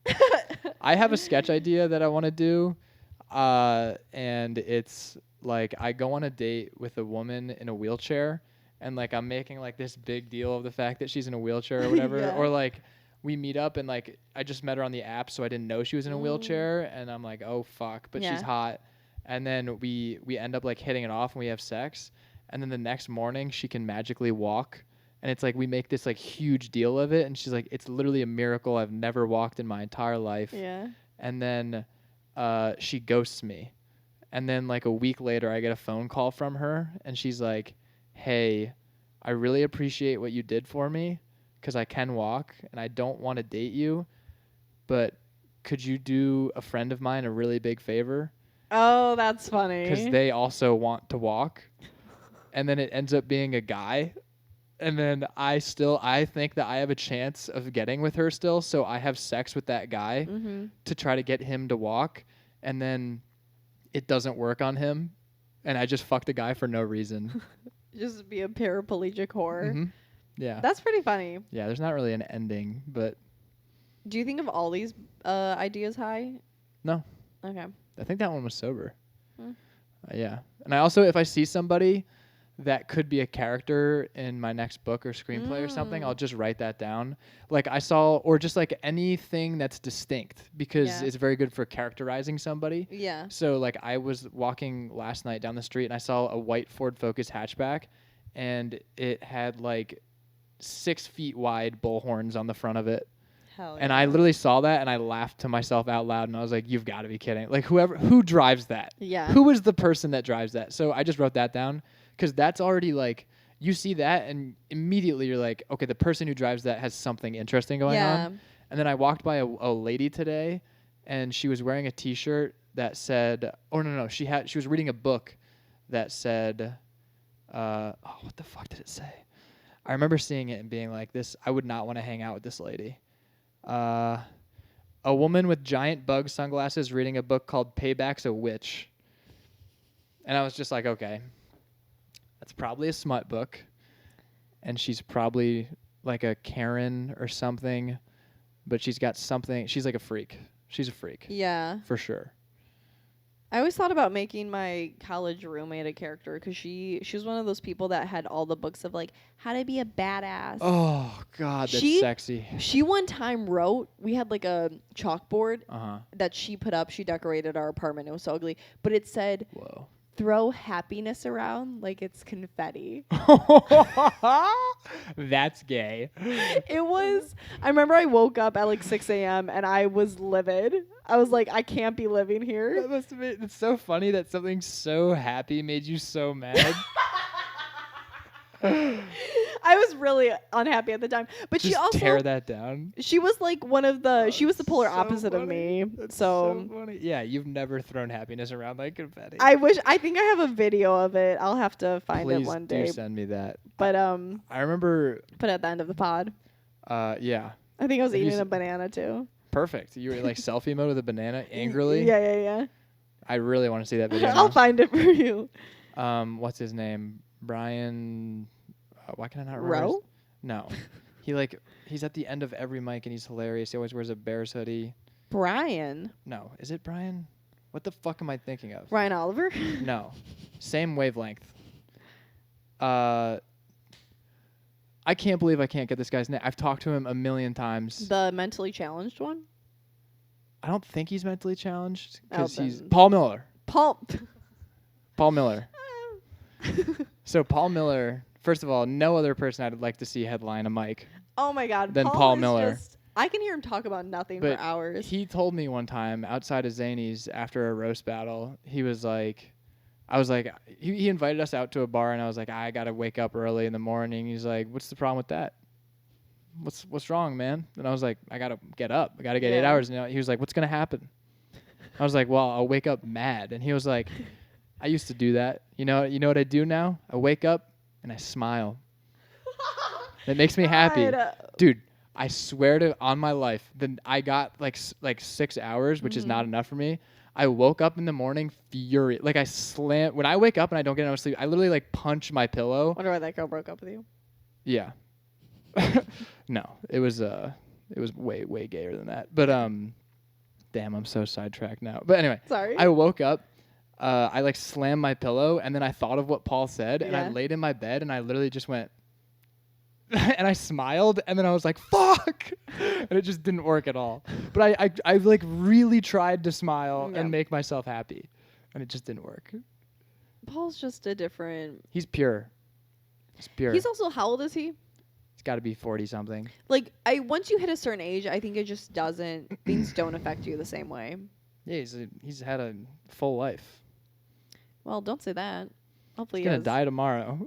Oh, take that back. No, Redact that. Hopefully not. That was my word for the day. Redact. Redact? Yeah, that was my big word. That's a good word. Thank you. Did you just learn that? No, it's been in my reservoir for reservoir. I was like, what's she gonna pick? Rolodex, maybe? Reservoir's crazy. For a while. I can't believe you said. Now that I'm like more comfortable like, confronting you on this again, you said Illinois. Did I again? No, but you said it once, and that's enough. You're from here. I think okay, here's the thing. I used to loathe this state so much because I just didn't appreciate living in a small town when I did. And so I think I was like, fuck this state, I want to get out of it. So I like at a young age started saying Illinois just to be like a cunt. You know what I mean? And then once I grew up and I was like, Chicago's fucking sick. Chicago is sick. I like, honestly, there's so much untapped potential here. I was just saying today, like, so many hot. Anyway. But like talent wise, like I wish they would build the entertainment industry more here. The Midwestern accent on talent is insane. Talent? Yeah, I have a pretty thick Chicago accent in times. I think that will happen eventually. It's starting to happen with CineSpace, like movies. There are a lot of movies that are doing production in Chicago. But The Bear isn't even like I've seen like 2 episodes of The Bear, but I know they like outsource a lot of like it's all like New York actors. I mean, I know like they Same with comedy though. It's just like that's why I'm moving. I love Chicago. I literally think it's the greatest city on earth. Yeah. It'll never be New York in terms of comedy. It just won't. I know. It's just one of those things. I was talking to actually a comic last night who was coming in from LA, and she was like, "Oh yeah, I've been doing it 7 years." And I was like, "Oh, you live in LA? Like, oh, like how's that?" And she was like, "Hard." Like even though she's been doing it 7 years, like she hasn't passed at any clubs and like. Was she good?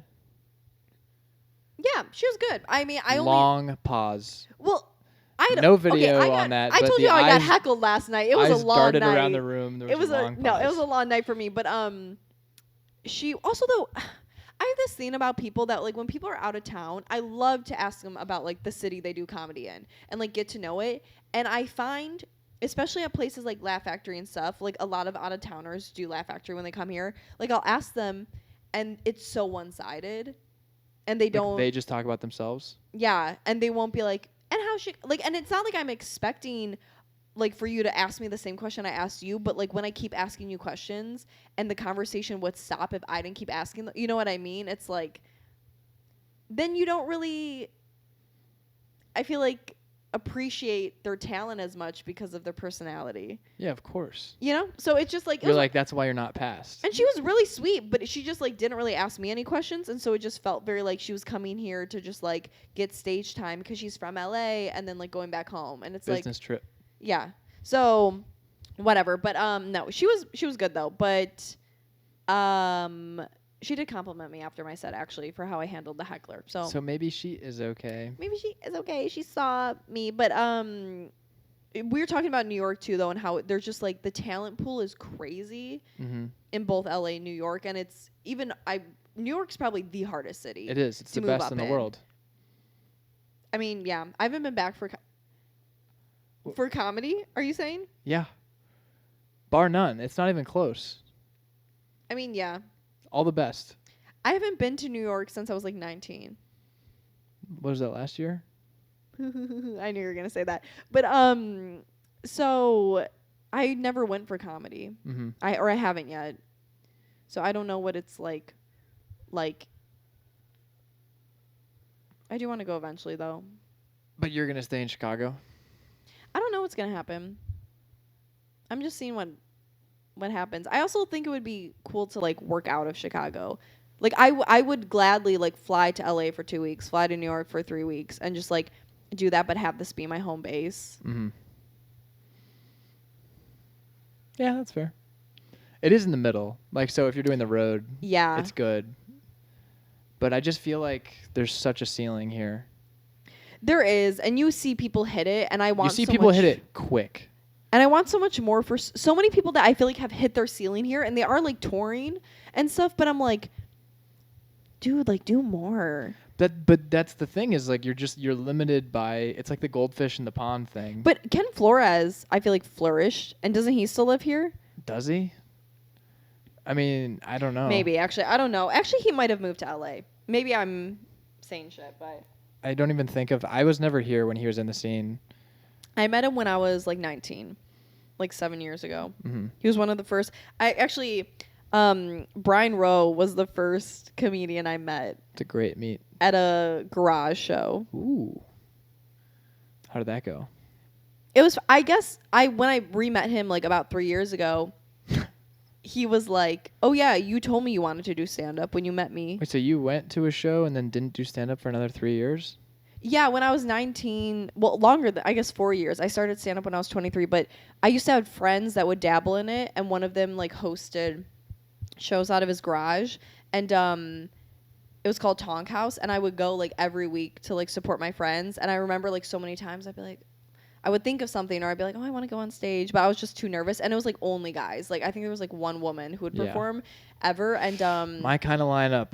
Yeah, all white men. But Hardest thing to be in comedy, folks. Cry me a fucking river. That's true. You're a blonde woman. I have no sympathy. Sorry, I don't. It's as your hot is hard. As your counterpart, it's much harder. An attractive blonde woman has more privilege in society than an average straight guy. That's my case. I'll wait for a rebuttal. I don't want to fight. All right. But no, but anyways, I never went up, and then somehow I just like fell into it. But Brian Rowe was like, "Oh yeah, you told me you wanted to do stand-up comedy." He was kind of a dick when I first met him, honestly. I've told him that. But That's shocking. Isn't it? Go ahead, keep going. But no, that was about it. I think he was the first person I've ever told out loud that I wanted to do comedy, which is kind of crazy, but that is crazy. It's crazy that you found out that late. Like 4 years later. Yeah. I still did comedy. Like, I don't know, the vlogs I made back in the day. Oh, we're gonna go ahead. No, what? I just had deja vu, but like, so deja vu again. So you're saying like when you were doing the vlogs back then, you were like, I am doing comedy? I didn't think that, but people kept telling me, but people would tell me I was funny, which was like literally the best compliment I could ever receive in my life from, of course, any age to until I die, is that I'm funny.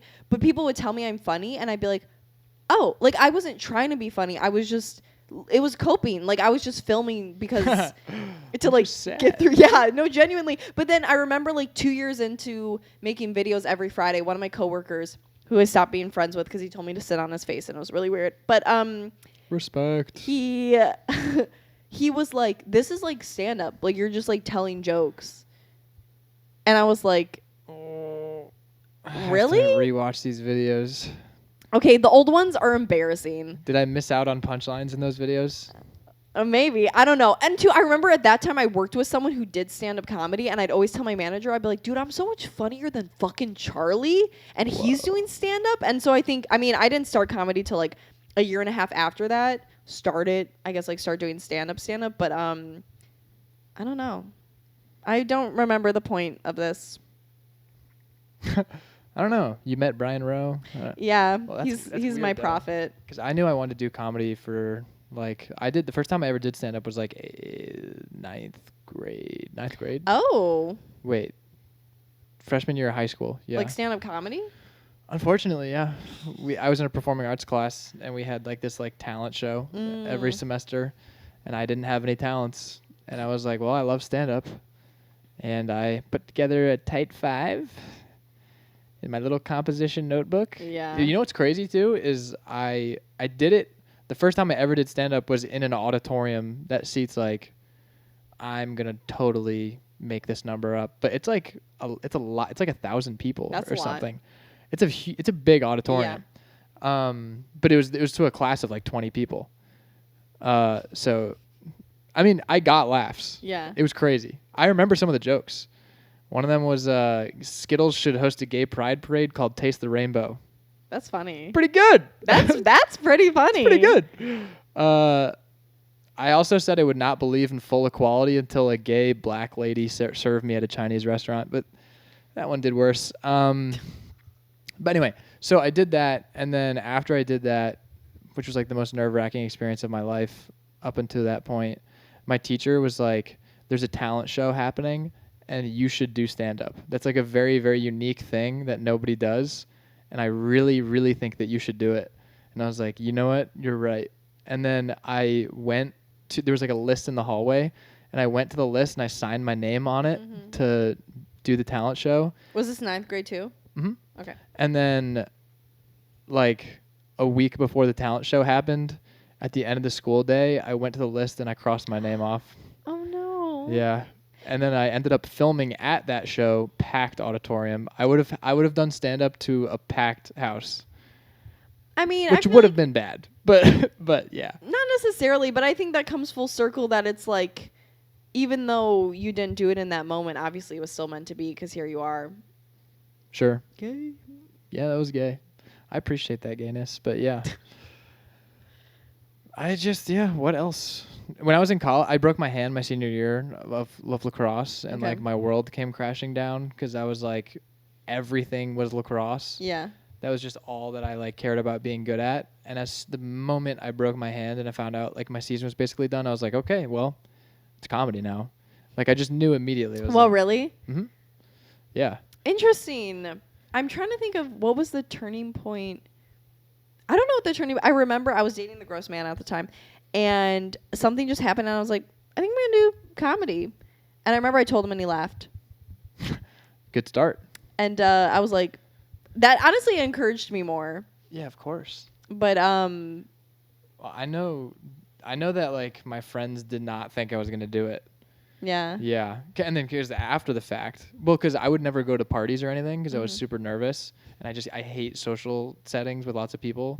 Okay. Awkwardness. I know you don't understand or relate to the awkwardness, but I feel a lot of it all the time. It's not like I've never... Like omnipresent. I used to be a very quiet child at school, not at home. Yeah. But, so they were like, how are you going to do stand-up if you can't even go to a party and talk to a girl? And then I started doing stand-up, and I know for a fact, because I overheard one of them saying this. Yeah. They were like, we did not think that you would actually do it. Aw. And I was like, I did. Yeah. And then I told all my friends back home that I was going to do it. They didn't think I was going to do it. And then I also, before I even started doing stand-up in Chicago, because I wrote that book before I even got up at Easy Bar for the first time, and I wrote, I'm a struggling stand-up comedian in Chicago. Like my God, I Harry. knew I was going to do it. Yeah. And it was also like, if I just say this to enough people, I have to do it. Yeah. Because otherwise they're all going to be like, what happened to that whole fucking comedy thing? Yeah. And then once you're doing it, you definitely have not. You have to watch this. HBO's Talking Funny. I haven't seen it. It's a sit down with Seinfeld, Chris Rock, and Louis C.K. And they all just talk about stand-up comedy. Okay. And the question was like, at what point did you like really believe you were a comedian? And Seinfeld was like after the first time I did stand-up, I was like, I'm doing it. Like, it doesn't matter if I'm getting paid or anything. Yeah. Like, I'm doing the thing that I want to do. And that is extremely gay. But no, it's not. It's awesome.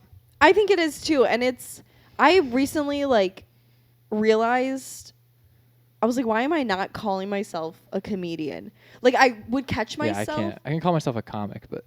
Well, also, someone said recently to me that like a comic and a comedian, a comic is like a writer and a comedian is like a personality. And I was like, oh, I'm a comedian.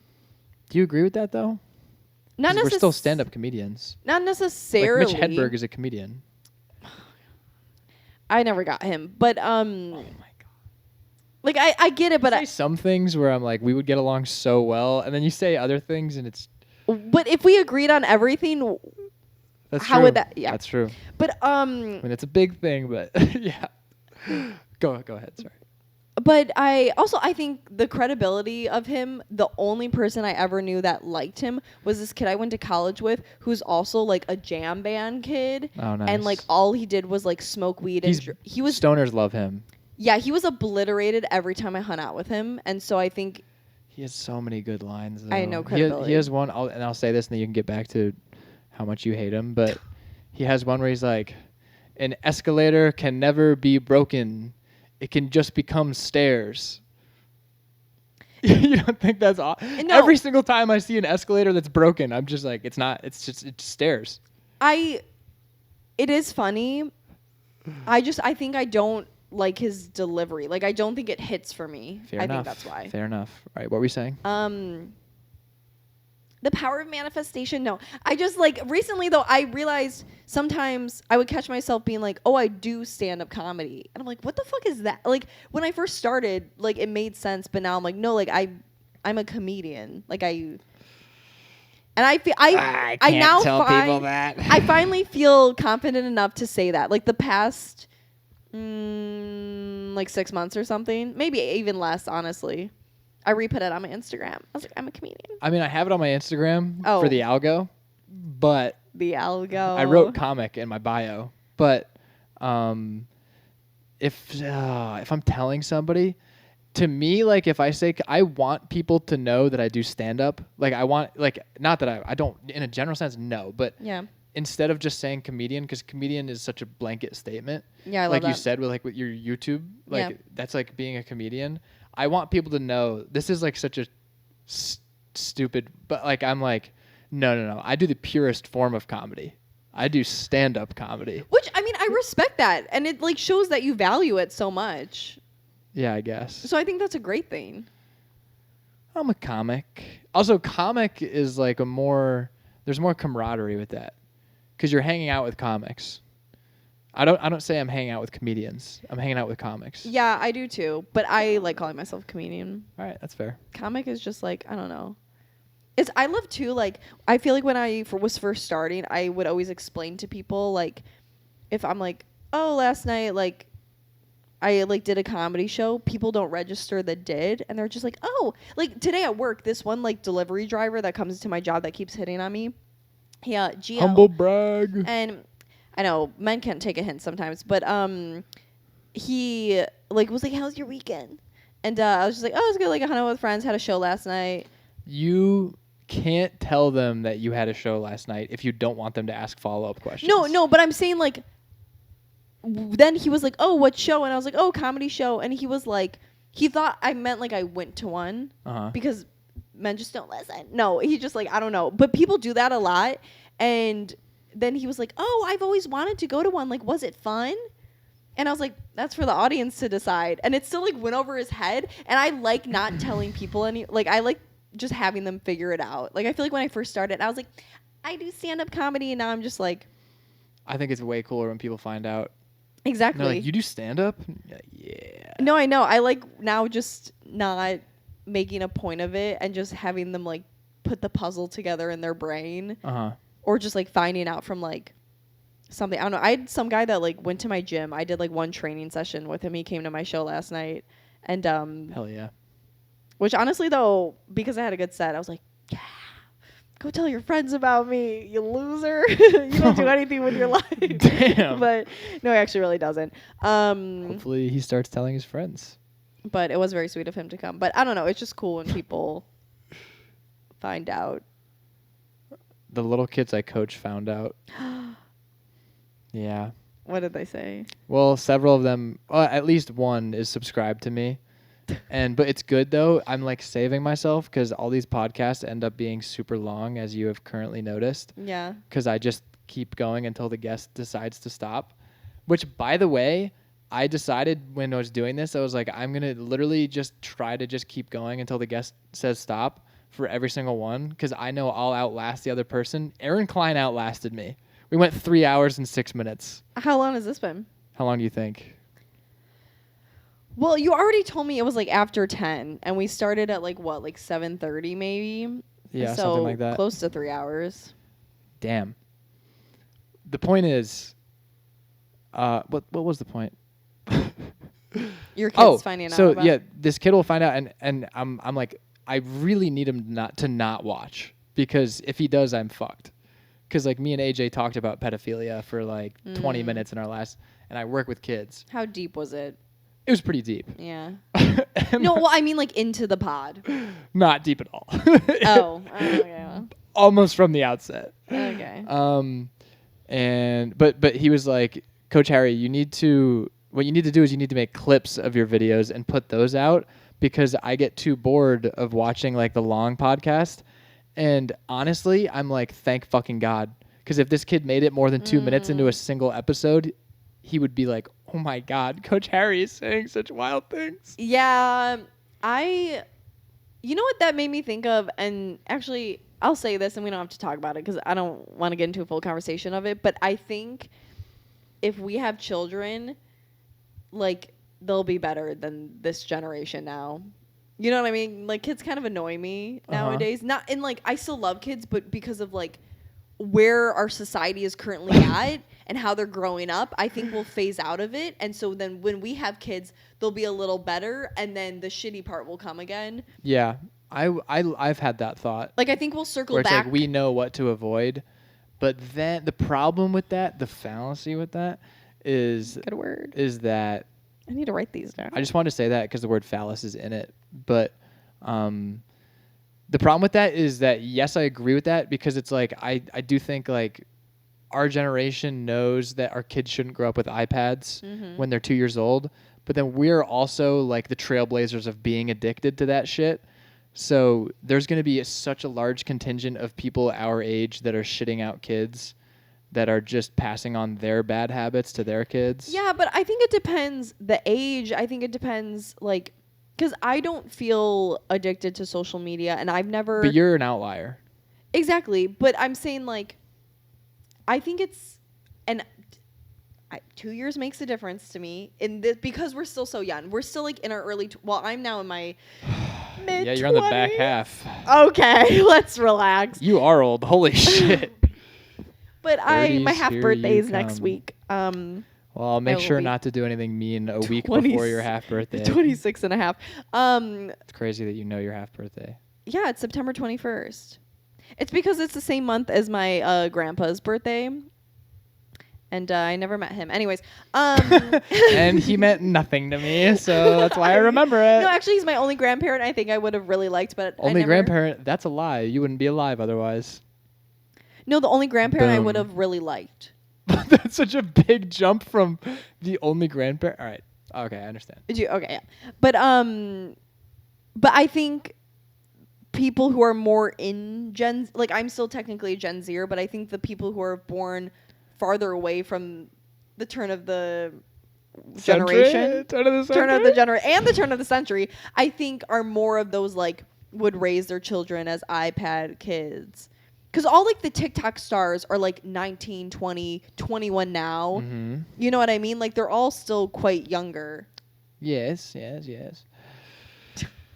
Well, but like you said, the difference does mean something now. Obviously, way more to you, because I think it's very arbitrary at this point. As soon as you're out of high school, as soon as you're out of college. Yes. But like, dude, I'm like best friends with Drew Gregory. He's 34. Well, no, I agree. And I mean, when I was 24, I started dating a 30-year-old. Granted, he was a skater, so like -8 years. But no, let that sit there. but